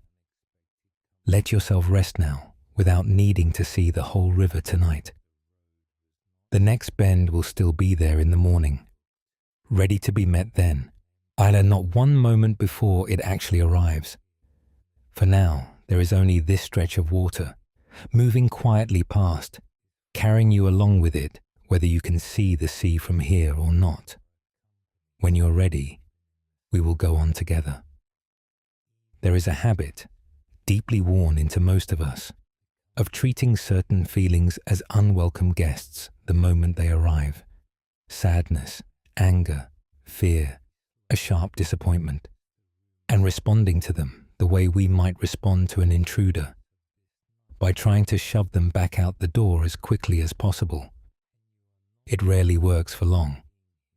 Feelings, much like actual guests turned away rudely, tend to come back, sometimes louder, sometimes at less convenient hours, until they are finally given the attention they were asking for in the first place. People who practice sitting quietly with whatever arose in their own minds, rather than chasing away whatever felt unpleasant, discovered a gentler approach that runs against most of our instincts, that treating every feeling, even the difficult ones, as a guest to be welcomed rather than an intruder to be expelled, tends to shorten its stay rather than lengthen it. A guest made to feel unwelcome often lingers, defensive, unwilling to leave on bad terms. A guest welcomed warmly, given a seat and a moment's attention, tends to settle, finish its business, and move on far more easily. Let us explore a story about this. There was an innkeeper, well known along a particular stretch of road, who had a strict and unusual policy. Every traveller who knocked on her door, however unwelcome they might seem at first, exhausted, irritable, soaked through with rain, and even occasionally rude from the strain of a hard journey, was offered the exact same warm welcome as her favourite, kindest regular guests. A neighbour once asked her how she managed this, particularly on the evenings a difficult or unpleasant traveller arrived. I used to sort them at the door, she admitted. I'd decide, within the first few words, whether someone deserved my warmth or my caution, and treat them accordingly. The unpleasant ones I'd see quickly, feed minimally, and hope they left as soon as possible. And now? The neighbour asked. Now I welcome them all the same way, she said. Not because I've stopped noticing who's difficult and who's easy. I still notice. But I found that the travellers I treated with suspicion at the door tended to stay tense the whole evening, sometimes causing more trouble than they would have otherwise. As though my coldness had given their own roughness something to push against. The ones I welcomed warmly, even when they arrived rough around the edges, tended to soften within the hour, eat their meal peacefully, and leave the next morning without incident. She set another log on the fire, watching it catch. I think difficult feelings are rather like difficult travellers, she added, almost as an afterthought. If I greet sadness or anger at the door of my own mind with suspicion, bracing for trouble, it tends to stay tense and difficult the whole evening, sometimes longer than it would have otherwise. But if I welcome it the way I'd welcome any guest, a seat by the fire, a moment of attention, nothing demanded of it, it tends to settle far more quickly and leave on its own time, usually sooner than I expected. The neighbour thought of this often afterward, particularly on nights an unwelcome feeling arrived in his own mind uninvited. He began, slowly, offering it the same plain hospitality the innkeeper offered her travellers, a seat, an acknowledgement, nothing demanded of it beyond simply being allowed to be there for as long as it needed. He found, much as she had described, that the feelings welcomed this way tended to finish their business and quietly let themselves out far sooner than the ones he had tried to turn away at the door. Whatever feeling has knocked at your own door tonight, a worry, a sadness, an irritation you can't quite name the source of, you might try gently, welcoming it the way the innkeeper welcomed her travellers, rather than bracing against it at the threshold. You do not have to enjoy its company. You only have to offer it a seat and let it stay as long as it actually needs to, trusting that a guest given a true welcome rarely overstays it. Let whatever has arrived in you tonight find a seat by the fire of your attention, briefly, without being rushed back out the door. It will leave on its own time, the way every guest eventually does, often sooner for having been welcomed rather than fought. When you are ready, we will go on together. There is a particular kind of fullness that quietly prevents anything new from entering. A cup already filled to its rim cannot receive more tea, no matter how good the tea being offered, no matter how badly it might be needed. The mind, it turns out, behaves the same way far more often than we notice.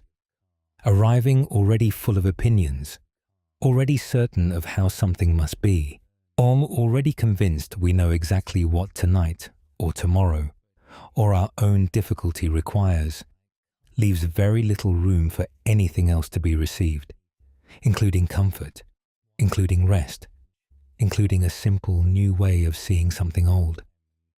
People who trained their minds for many years toward openness describe this fullness as one of the most ordinary obstacles to ease, precisely because it rarely feels like an obstacle from the inside.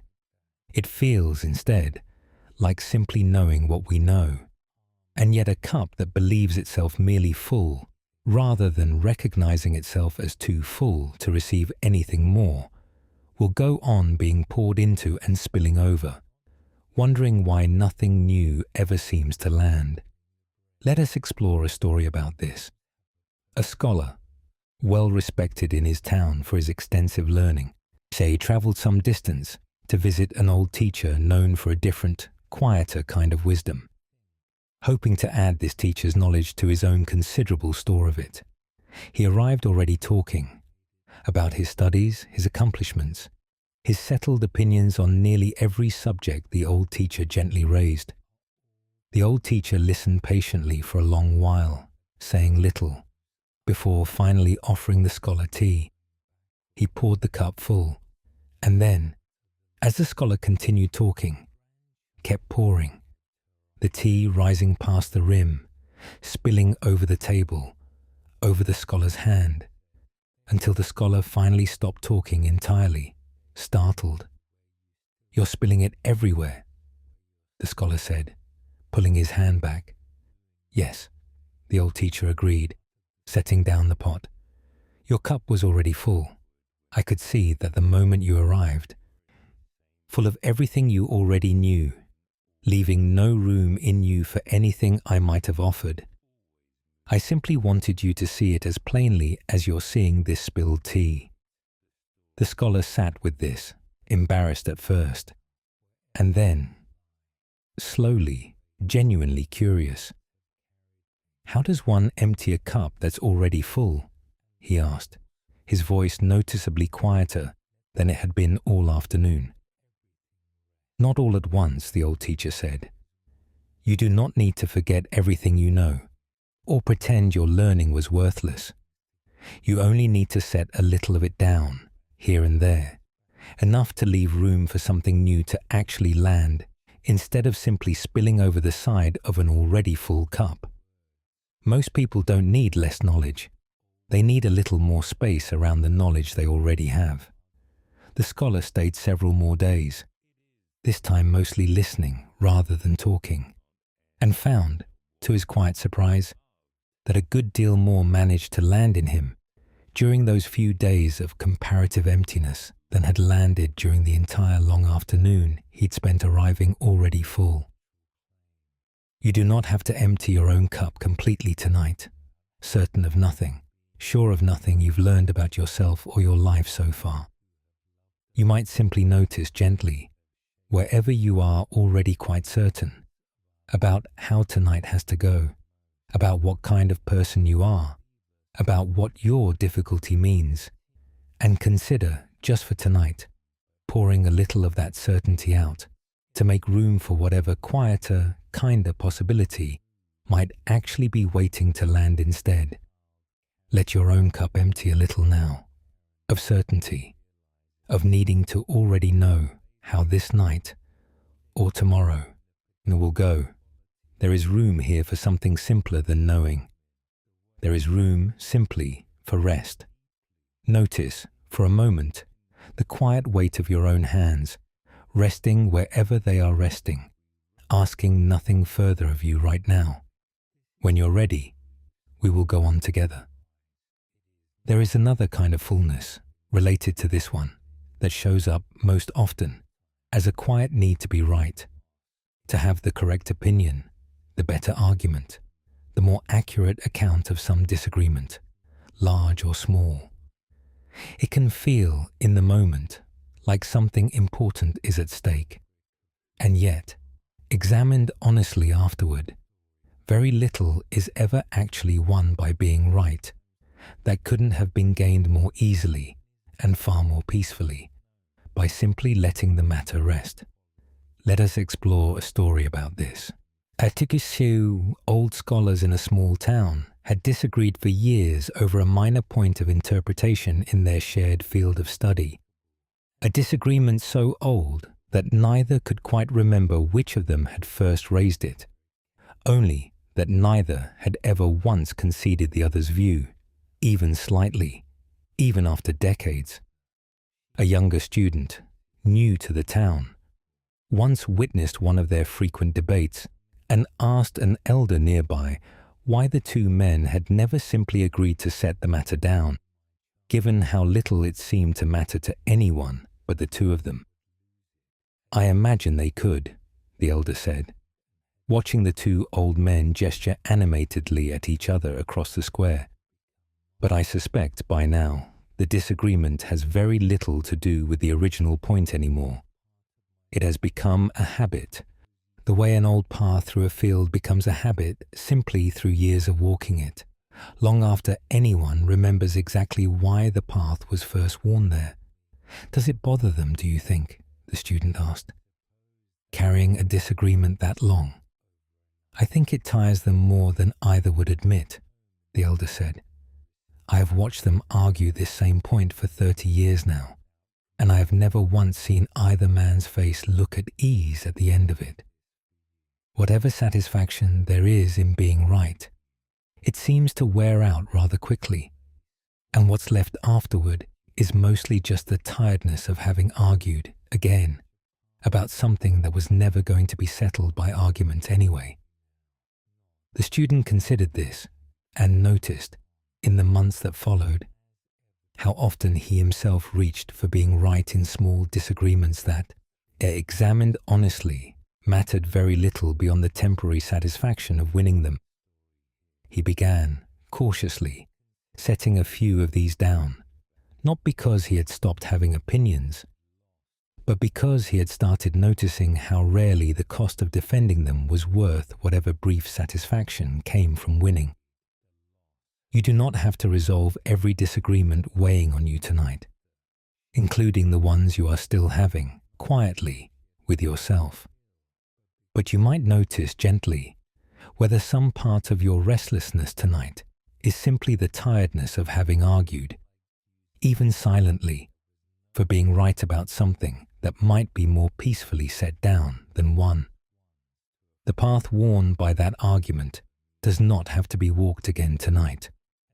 Let your shoulders drop a little further now, the way shoulders do once an old argument is finally, quietly, set down.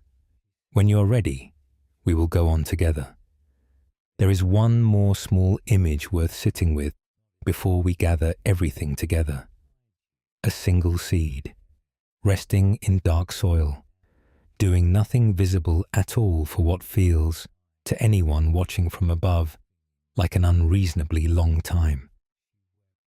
A gardener, growing impatient one spring after planting a row of seeds that showed no sign of sprouting for what seemed like much longer than usual, complained to an old neighbor who had tended gardens for most of her long life. Nothing is happening, the gardener said, kneeling beside the bare, unbroken soil. I've watered it every day. I've given it good light. And still, nothing. The old neighbor knelt beside him, brushing back a thin layer of soil to reveal, just beneath the surface, the faintest pale shoot, barely visible, clearly the early beginning of something. Something is happening, she said. You simply can't see it from up there, where you've been standing and waiting. The gardener looked closer, surprised. How long has that been there? Longer than you'd think, she said. Most of a seed's real work happens entirely out of sight, in the dark, in conditions that look, from above, exactly like nothing happening at all. If we judged every seed only by what we could see from the surface, we would conclude that gardens never grow anything during the long, quiet weeks before the first green shoot finally breaks through. And yet they do. The growing was simply happening somewhere we couldn't watch it. The gardener sat back, considering this, and found himself thinking less about his garden and more about a difficulty of his own he had been carrying for some time, one that had shown no visible sign of resolving despite his patient efforts. Perhaps, he thought, something was happening there too, somewhere beneath the surface, in conditions that looked from above exactly like nothing happening at all. Whatever in your own life currently looks, from where you're standing, like nothing is happening. A worry that hasn't resolved, a hope that hasn't yet shown any visible sign of growing, a difficulty that seems to be taking far longer to ease than you would like. You might consider gently that some of the most important growing happens entirely out of sight, in exactly the kind of quiet, dark conditions that look the most like failure from above. You do not have to see the shoot yet for the seed to already be doing its work. There is a particular kind of strength that only becomes available once we stop insisting on carrying everything alone, We are taught, in countless small ways throughout a life, to value self-reliance, to solve our own problems, manage our own burdens, present a steady face regardless of what's actually being carried underneath it. There is some real value in this, but carried too far, it becomes its own quiet exhaustion, the kind that comes not from the weight itself, but from the insistence on carrying it without ever once asking for another pair of hands. People who live together in small communities, sharing almost everything they owned and very little they didn't, had understood something about burden that solitary effort alone rarely teaches. That a weight too heavy for one pair of hands often becomes entirely manageable the moment a second pair joins it, not because the weight has changed, but because no single person is being asked to bear the whole of it anymore. Let us explore a story about this. Two old friends, both farmers, had spent most of their lives helping each other through difficult seasons, in the easy, practical way of people who have simply always done this for one another, without much discussion of it. One autumn, a particularly large tree fell across the road near one friend's land, blocking the path his cart needed each week to reach the market. He went out alone the first morning, determined to clear it himself, rather than trouble anyone else, and spent hours straining against a trunk far too heavy for one person to move, making almost no progress, growing more exhausted and more discouraged with each failed attempt. His friend, passing by that evening and finding him still there, sweat-soaked and frustrated, asked simply, "Why didn't you call for me?" "I didn't want to be a burden," the tired farmer admitted. "It's my road, my problem to solve." The friend considered this, looking at the enormous trunk, clearly unmoved despite the morning's exhausting effort. "It's a heavy tree," he said. "Heavier, I think, than any one person was ever meant to move alone. That isn't a comment on your strength. It's simply the nature of certain weights. They were built, by their very size, to require more than one pair of hands." They returned the next morning together, along with two more neighbors who came without being asked twice, and the tree that had resisted one exhausted man all the previous day was cleared within an hour, the work distributed easily enough that no single person finished particularly tired at all. "I should have called you sooner," the farmer admitted afterward, a little embarrassed at how much unnecessary effort the previous day had cost him. "You called me as soon as you were ready to," his friend said gently. "There's no shame in the delay. Some of us simply have to exhaust ourselves a little first, trying to prove we can carry something alone, before we're willing to believe that the carrying was never meant to be done alone in the first place. I've done the same thing myself, more times than I'd like to admit." The farmer thought of this often in later years, and on the rare occasions he caught himself straining alone against some difficulty that, examined honestly, was clearly built for more than one pair of hands. He had not become weaker by learning to ask for help sooner. If anything, he had simply stopped wasting his strength insisting on a kind of solitary effort that had never once, in his long life, actually been required of him. This matters at night in a particular way, because so much of what keeps a mind circling in the dark is exactly this kind of solitary straining, a problem turned over and over alone in the quiet, as though solving it entirely by yourself, without ever mentioning it to another living person, was somehow a measure of your worth. Some weights genuinely are built for more than one pair of hands, and there is no shame and no failure in finally admitting that one of yours might be among them. You do not have to call anyone tonight or solve anything about asking for help before you are ready to sleep. You might simply notice gently whether some part of what you're carrying has been carried alone for longer than it needed to be, and let that noticing be enough for now. a small loosening, a quiet acknowledgement that you were never actually required to move every fallen tree by yourself. Let yourself imagine, if it helps, that somewhere nearby tonight, not in this room perhaps, but somewhere in the wider, quieter world, someone who cares for you is also, in their own way, available to help carry whatever feels too heavy right now, even if all they can offer tonight is simply knowing they would come if you called. You do not have to call. You only have to remember that the road was never meant to be cleared by one tired person working entirely alone.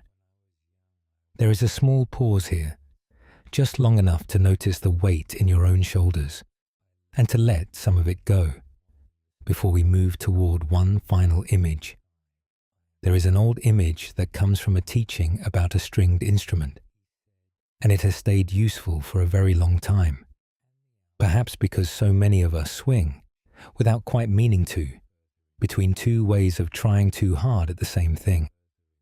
You may know this feeling already, the sense that you have either pushed yourself too forcefully toward sleep, toward calm, toward being a certain kind of person, or else let everything go so slack that nothing holds together at all. Most of us have lived both sides of this at different points, sometimes within the same single night. Let yourself imagine, if it's comfortable, an old instrument maker who lived at the edge of a village, known for the particular clarity of the sound his instruments produced, though he himself would have said he had very little to do with it. A young musician came to him one season, discouraged. She had been practicing for years, she said, with everything she had. She rose before dawn to practice. She practiced through the heat of midday when her fingers ached.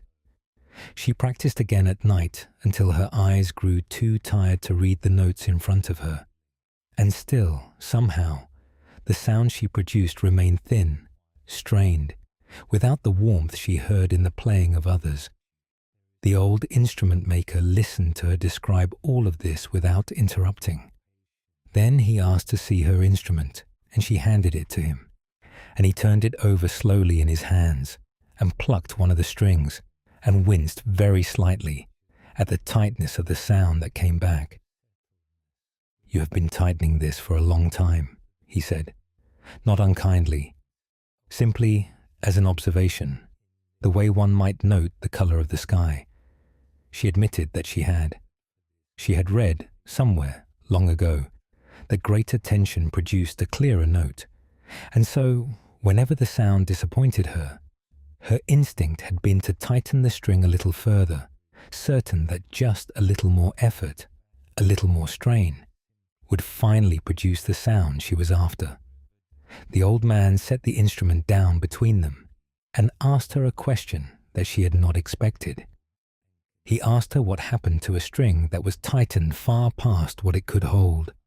She knew the answer immediately, and because she had broken several strings this way over the years, always assuming the breaking was simply bad luck, or an old string, or her own clumsiness, rather than the predictable result of an approach she had never questioned. The string snapped. It produced no sound at all, only a sharp, useless noise, and then silence, and the work of restringing the whole instrument from nothing. "And what happens," the old man asked next, "to a string left loose, untightened, slack against the wood?" She knew this answer too.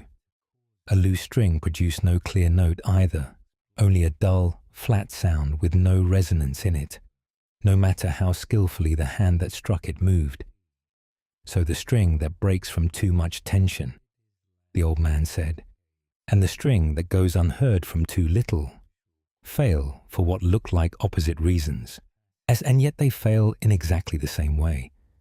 Neither one can do the only thing a string is for, which is to vibrate freely between two fixed points, held with just enough tension to sing, and not so much that it can no longer move."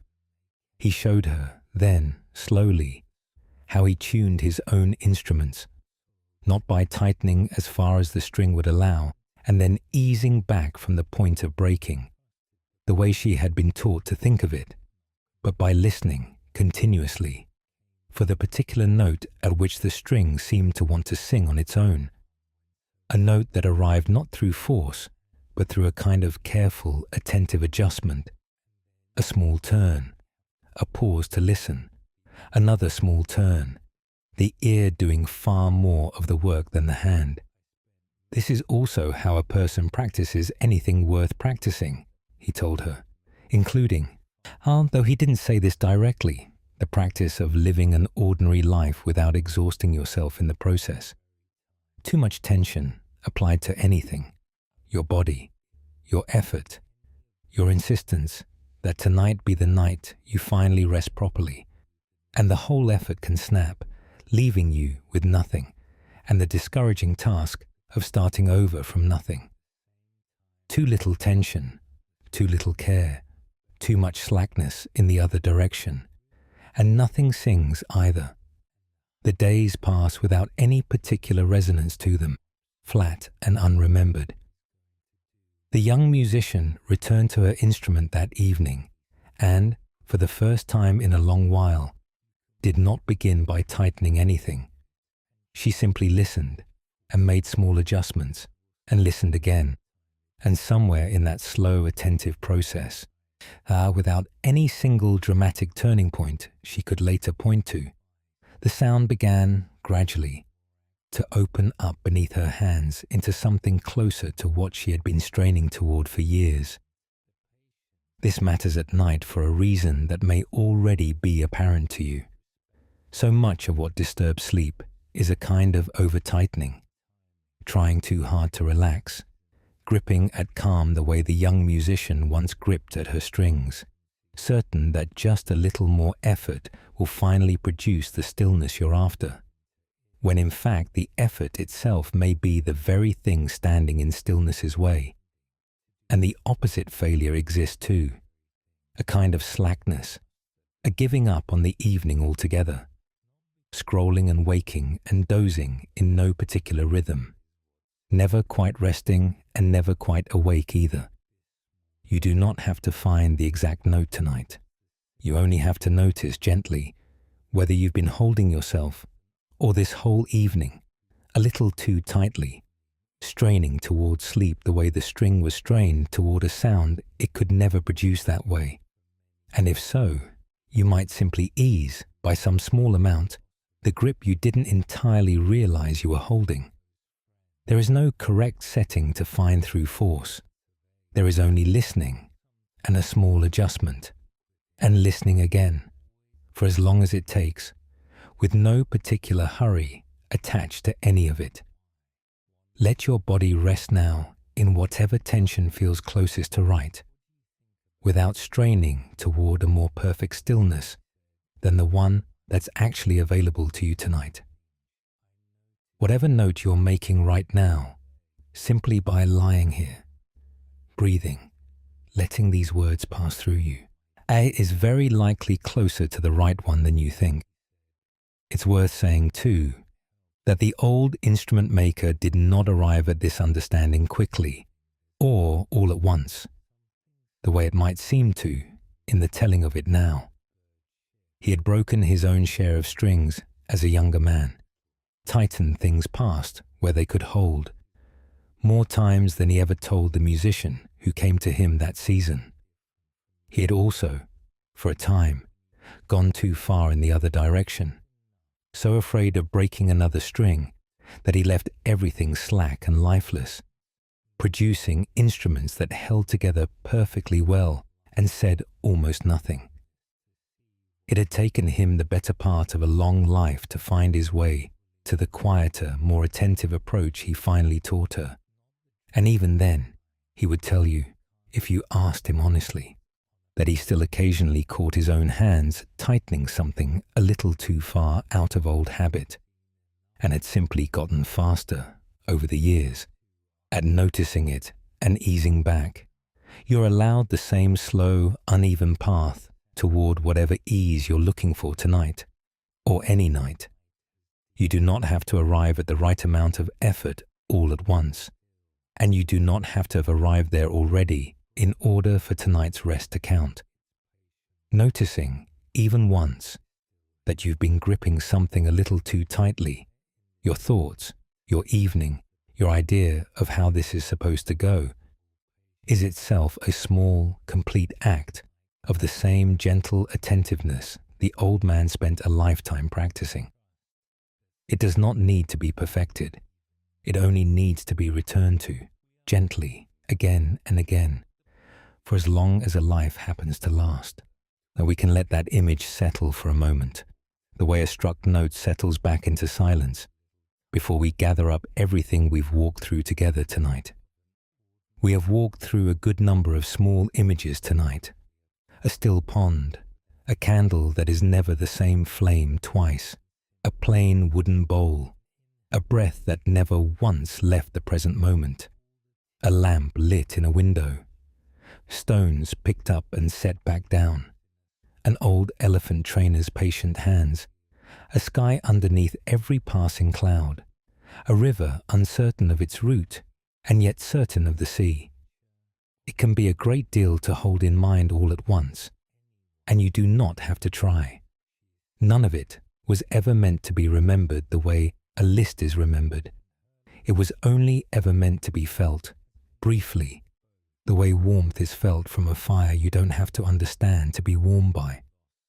Let us close then with one more small story, not a new teaching, but a kind of resting place where everything we've touched on tonight quietly comes together in a single ordinary life, lived by someone who was never trying to prove any of it, and never even noticed she was doing anything worth remarking on. There was a woman in a small fishing village, neither especially wise nor especially troubled, who lived a life so plain and unremarkable that no one, including herself, ever thought to call her anything other than ordinary. She rose early. She tended a small garden. She mended nets that needed mending and made meals from whatever the day happened to provide, and went to bed each night tired in the unremarkable way that comes from an ordinary day's honest work. If you watched her closely though, and almost no one ever did, because there seemed to be nothing remarkable to watch, you would have noticed something quietly extraordinary running underneath all of that plainness.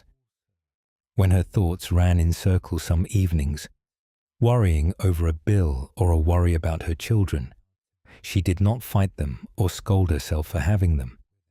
She simply let them run their circles, the way she might watch ripples cross a pond, trusting, without quite putting it into words, that they would settle on their own if she stopped stirring them further. She had never heard of an old teacher and a stick and a still pond. She had simply learned, through years of ordinary evenings, that leaving her own mind alone worked better than wrestling with it. When something she loved changed or ended, a season of good fishing giving way to a leaner one, a friend moving away, as her children growing older and needing her less.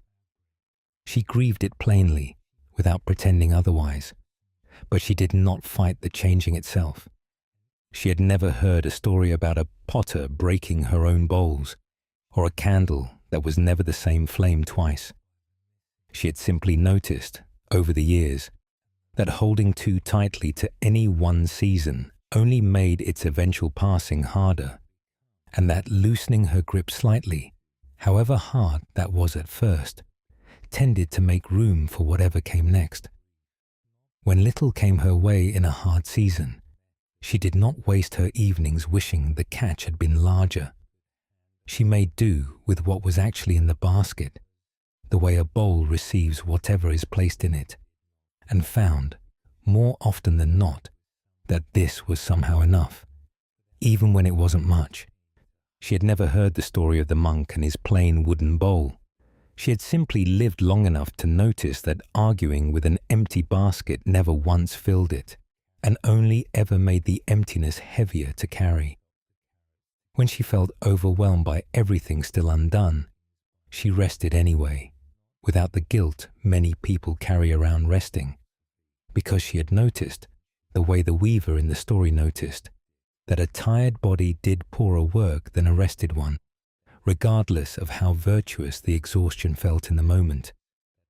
When a difficult feeling rose in her some evening, anger at an unfair situation, sadness at a loss she hadn't expected, she did not slam the door on it. She let it sit by her fire for as long as it needed, the way the innkeeper welcomed even her most difficult travelers and found nearly every time, Ishwar, that it left more quickly for having been welcomed than it would have if she'd fought it at the threshold. None of this made her remarkable in the eyes of her village. She was never given a title, never sought out for her wisdom, never once described herself as practicing anything at all. She simply lived an ordinary life, attentively, gently, the way a river moves toward the sea without a map, meeting whatever bend came next without demanding to see the whole course in advance. This is, perhaps, the quiet point underneath everything we have walked through tonight. None of these teachings were ever meant to turn you into someone unusual, someone who has finally figured something out that the rest of us haven't. They were only ever meant to remind you of something you may have already known, in your own ordinary way, long before tonight, the same way the fisherwoman knew it, without ever needing the stories that gave it words. You already know how to let a pond settle, even if you've never tried to put that knowing into words before. You already know somewhere in you that nothing lasts forever, including whatever is hard tonight. You already know how to receive what's actually in front of you, rather than arguing for something else. You already know how to rest without earning it first, how to welcome a difficult feeling without fighting it at the door, how to trust a river you cannot fully see the course of. These were never foreign skills you needed to acquire. They were always already yours, the way the sky was always there underneath every cloud that ever passed through it, whether or not you remembered, on any given evening, to notice it. And so you do not have to carry any of tonight's images forward, like a lesson you might be tested on tomorrow. You do not have to remember the pond, or the candle, or the bowl, or the lamp in the window, or the woman in the fishing village who never knew she was teaching anyone anything. Let all of it settle into you the way the mud settled in that pond, quietly, beneath the surface, doing its slow work without needing your attention to keep doing it. What matters was never the remembering. It was only ever the brief, gentle reminder that you already have what you need, underneath whatever restlessness brought you here tonight. There is one more small life worth resting in for a moment before we close, not because it adds anything new, but because it shows the same quiet thread from one more angle, as the way looking at a familiar field from a slightly different hill sometimes lets you see the whole shape of it for the first time. In a different village, somewhere further along the same coastline, there was an old man who had spent his entire life mending fishing nets for boats that were not his own. He owned very little. He had buried a wife many years before, and outlived 2 of his own children, griefs that would have hardened many people, and that had, for a time, hardened him too. And yet, by the end of his life, the people of his village remembered him not for his losses, but for a particular quality of attention he gave to whatever was in front of him. A torn net, a passing conversation, a meal eaten slowly on his front step, at the end of a long day. A young fisherman once asked him, somewhat bluntly, how he had managed to remain so unembittered by everything he had lost. "I'm not sure I would say unembittered," the old man replied, considering the question honestly. "There were years I was quite bitter indeed. Bitter at the sea for taking what it took. Bitter at my own body for aging the way bodies do. Bitter, some nights, simply at being alive when people I loved were not. What changed? The young fisherman asked. The same question, in one form or another, that runs through every story we have walked through tonight. Nothing changed about what happened to me, the old man said. The losses stayed lost. What changed slowly over many years was how tightly I held on to the bitterness afterward, noticing, eventually, that the holding cost me far more than the original loss ever had. I began setting it down, a little at a time, the way you might set down stones picked up on a long walk, not because the losses stopped mattering, because the carrying had stopped helping, long after it might once have served some purpose. He held up a net he was mending, the torn places rejoined with new cord, visible if you looked closely, indistinguishable from the rest if you didn't. This net has been torn and mended more times than I can count, he said. It still holds fish. That is all I ever ask of myself these days too. Not to be untorn, just to still hold what needs holding, mended places and all. The old man died eventually, the way every life does, in his own bed, in his own small house, having mended one more net that same week for a boat that was not his own. No one built a shrine for him. No one wrote down his name in any lasting way. He simply lived, plainly, attentively, gently, with his own losses and his own ordinary days. And then he was gone, the way the candle's flame is gone, having warmed a room for a while before it went out. This is perhaps the last and most important thing to say tonight. None of this was ever about becoming extraordinary. The old net mender was not extraordinary. The fisherwoman from the village before him was not extraordinary. The young apprentice who learned to stop stirring the pond grew, most likely, into an entirely ordinary old man himself eventually, indistinguishable in any obvious way from anyone else in his village. What each of them found was not a way to rise above ordinary life. It was a way to be ordinary, gently, attentively, without the extra weight most of us add to ordinary life without ever quite noticing we've picked it up. You do not have to become anyone different to receive what tonight has offered. You only have to set a little of that extra weight down, here, now, in the dark, the way the old net mender set down his bitterness, a little at a time, the way the young apprentice set down his stick by the pond. The rest, as it always has, will settle on its own.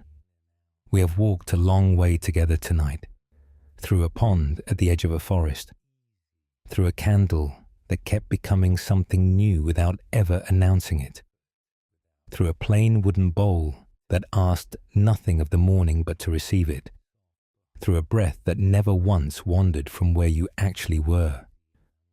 We have sat by a lamp left burning in a window, for no one in particular, and everyone who might need it. We have set down a few stones we didn't remember picking up.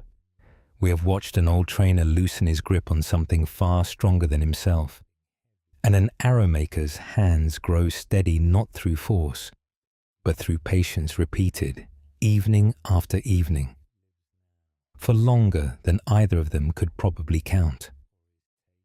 You do not have to hold on to any of it. That was never the point, and it never will be. If, by morning, every image we have shared tonight has slipped quietly out of reach, if you could not, if asked, recount the pond or the lamp, or the old fisherwoman who never knew she was teaching anyone anything, nothing will have been lost. None of this was ever meant to be remembered the way a list of instructions is remembered. It was only ever meant to settle into you the way warmth settles into a cold room, quietly, without requiring you to track exactly where each bit of warmth came from.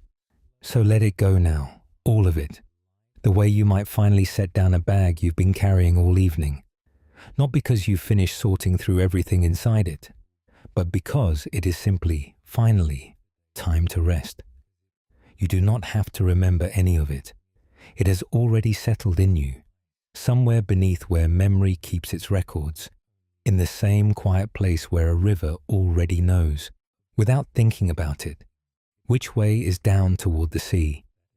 There is nothing left to do tonight, no teaching left to apply, no lesson left to practice, no version of yourself you need to become before you're allowed to close your eyes.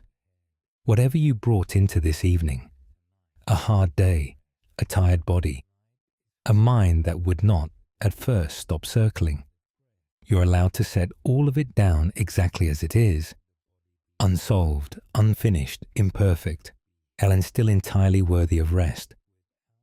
Let your attention move now, slowly, toward your own body, the way evening light moves slowly across a room before it finally fades. Notice your feet first, wherever they are resting beneath the blanket, heavy now, with nowhere left to walk tonight. Let them be heavy. There is no road waiting for them until morning. Let that same heaviness move upward, into your legs, into the long, quiet muscles that carried you through everything today asked of you. They do not need to carry anything else right now. Let them rest the way a field rests after a long season, not idle, simply gathering itself quietly for whatever comes next, in its own unhurried time. Let it move into your stomach, your chest, the place where breath has been moving in and out of you this entire time, faithfully, without once asking for thanks. Notice it now, gently, without changing it, in and out, each breath arriving exactly when it's needed, leaving exactly when it's finished. The most reliable rhythm you have ever known, present on every single night of your life, including this one. Let it move into your shoulders, which may have been carrying something all day without your full awareness. A tension, a bracing against something that has already passed, a readiness for some difficulty that does not exist in this exact moment. Let them drop slightly, the way shoulders do at the very end of a long, hard day, once the day has finally fully ended. Let it move into your jaw, your face, the small muscles around your eyes that have been working in their quiet way since the moment you woke this morning. Let them soften now. There is nothing left to express tonight, no conversation left to have, no expression required of you at all. Let it move finally into your whole body at once, heavy now, held entirely by whatever is beneath you, the mattress, the floor beneath that, the old patient earth beneath all of it, the same earth that has held every tired body that ever lay down upon it, every single night, for longer than anyone can measure. You do not have to do anything else from here. You do not have to fall asleep on any particular schedule or in any particular way. You only have to let yourself rest, exactly as you are, in exactly the place you find yourself tonight. Not the version of tonight you imagined this morning, not the version you might prefer, simply this one, the only one that was ever actually available to you. And that is, are by its own quiet measure enough. Somewhere, right now, in some small village by some quiet stretch of coastline that may never have existed exactly as we described it, and yet has existed in one form or another, almost everywhere that people have ever gathered to live ordinary lives. Somewhere, a lamp is still burning in a window, lit for no one in particular. You do not need to know whose window it is. You only need to let yourself imagine for a moment that some small, steady light is keeping watch tonight, so that no part of you has to keep watch alone. The pond at the edge of that old forest has long since gone still. The mud settled all the way to the bottom, the first stars visible now in water that asked nothing more of anyone than to be left alone long enough to clear your own mind however restless it felt earlier tonight, is capable of exactly the same quiet settling in its own time, without your needing to do anything further to bring it about. You have already, simply by listening this far, stopped stirring it. The rest happens on its own, the way it always has, the way it always will. The candle by the old woman's window has burned down a little further. Since we first mentioned it, the flame still never quite the same shape twice, still somehow, through all that changing, recognizably itself. Whatever has felt unsteady in you tonight, a mood, a worry, a passing wave of sadness or fear, is allowed to keep changing too, the way it always does, the way it always was going to, with or without your permission. You do not have to hold it steady. You only have to let it be a flame, doing exactly what flames do. The river, somewhere, it is still moving toward a sea it cannot see from where it currently is, meeting one bend and then the next, never once needing the whole course laid out in advance in order to keep moving forward. Wherever you are in your own life tonight, uncertain, tired, perhaps carrying something heavier than you'd like to admit, you are also, in your own way, still moving, still finding your way around whatever rock or bend has presented itself today, even if you cannot yet see the larger shape of where it's all leading. You do not have to see it tonight. You only have to keep meeting the next small bend, gently, the way you have managed to do every single day of your life so far, including the hardest ones. There is nothing more required of you now. No teaching left to absorb, no story left to follow, and no lesson waiting at the end of this for you to demonstrate that you understood. You only have to let yourself rest, here, in this room, in this body, in this one ordinary, unremarkable, entirely sufficient night. If you have been listening from somewhere far from home, or somewhere unfamiliar, or simply from your own bed on an evening that felt harder than most, thank you for letting these words keep you company for a little while. You did not have to listen all the way to the end, and you did not have to understand any of it perfectly. And still, here you are, having done both, which is its own small, quiet kind of grace. There is nothing left to figure out tonight, nothing left to solve, nowhere left to be, no version of yourself you need to become before morning. Only this, your breath, continuing exactly as it has all along, your body held exactly where it is, the dark settling gently around you, the way it settles around every tired traveler who has ever finally, after a long day, been allowed to stop. Let the day fall the rest of the way away from you now. It has already given everything it was going to give. Whatever tomorrow turns out to hold, it is not yet here, and it does not need you awake in order to eventually arrive. Sleep well. You're allowed to rest now, fully, without earning it, without finishing anything else first, exactly as you are. Sleep well.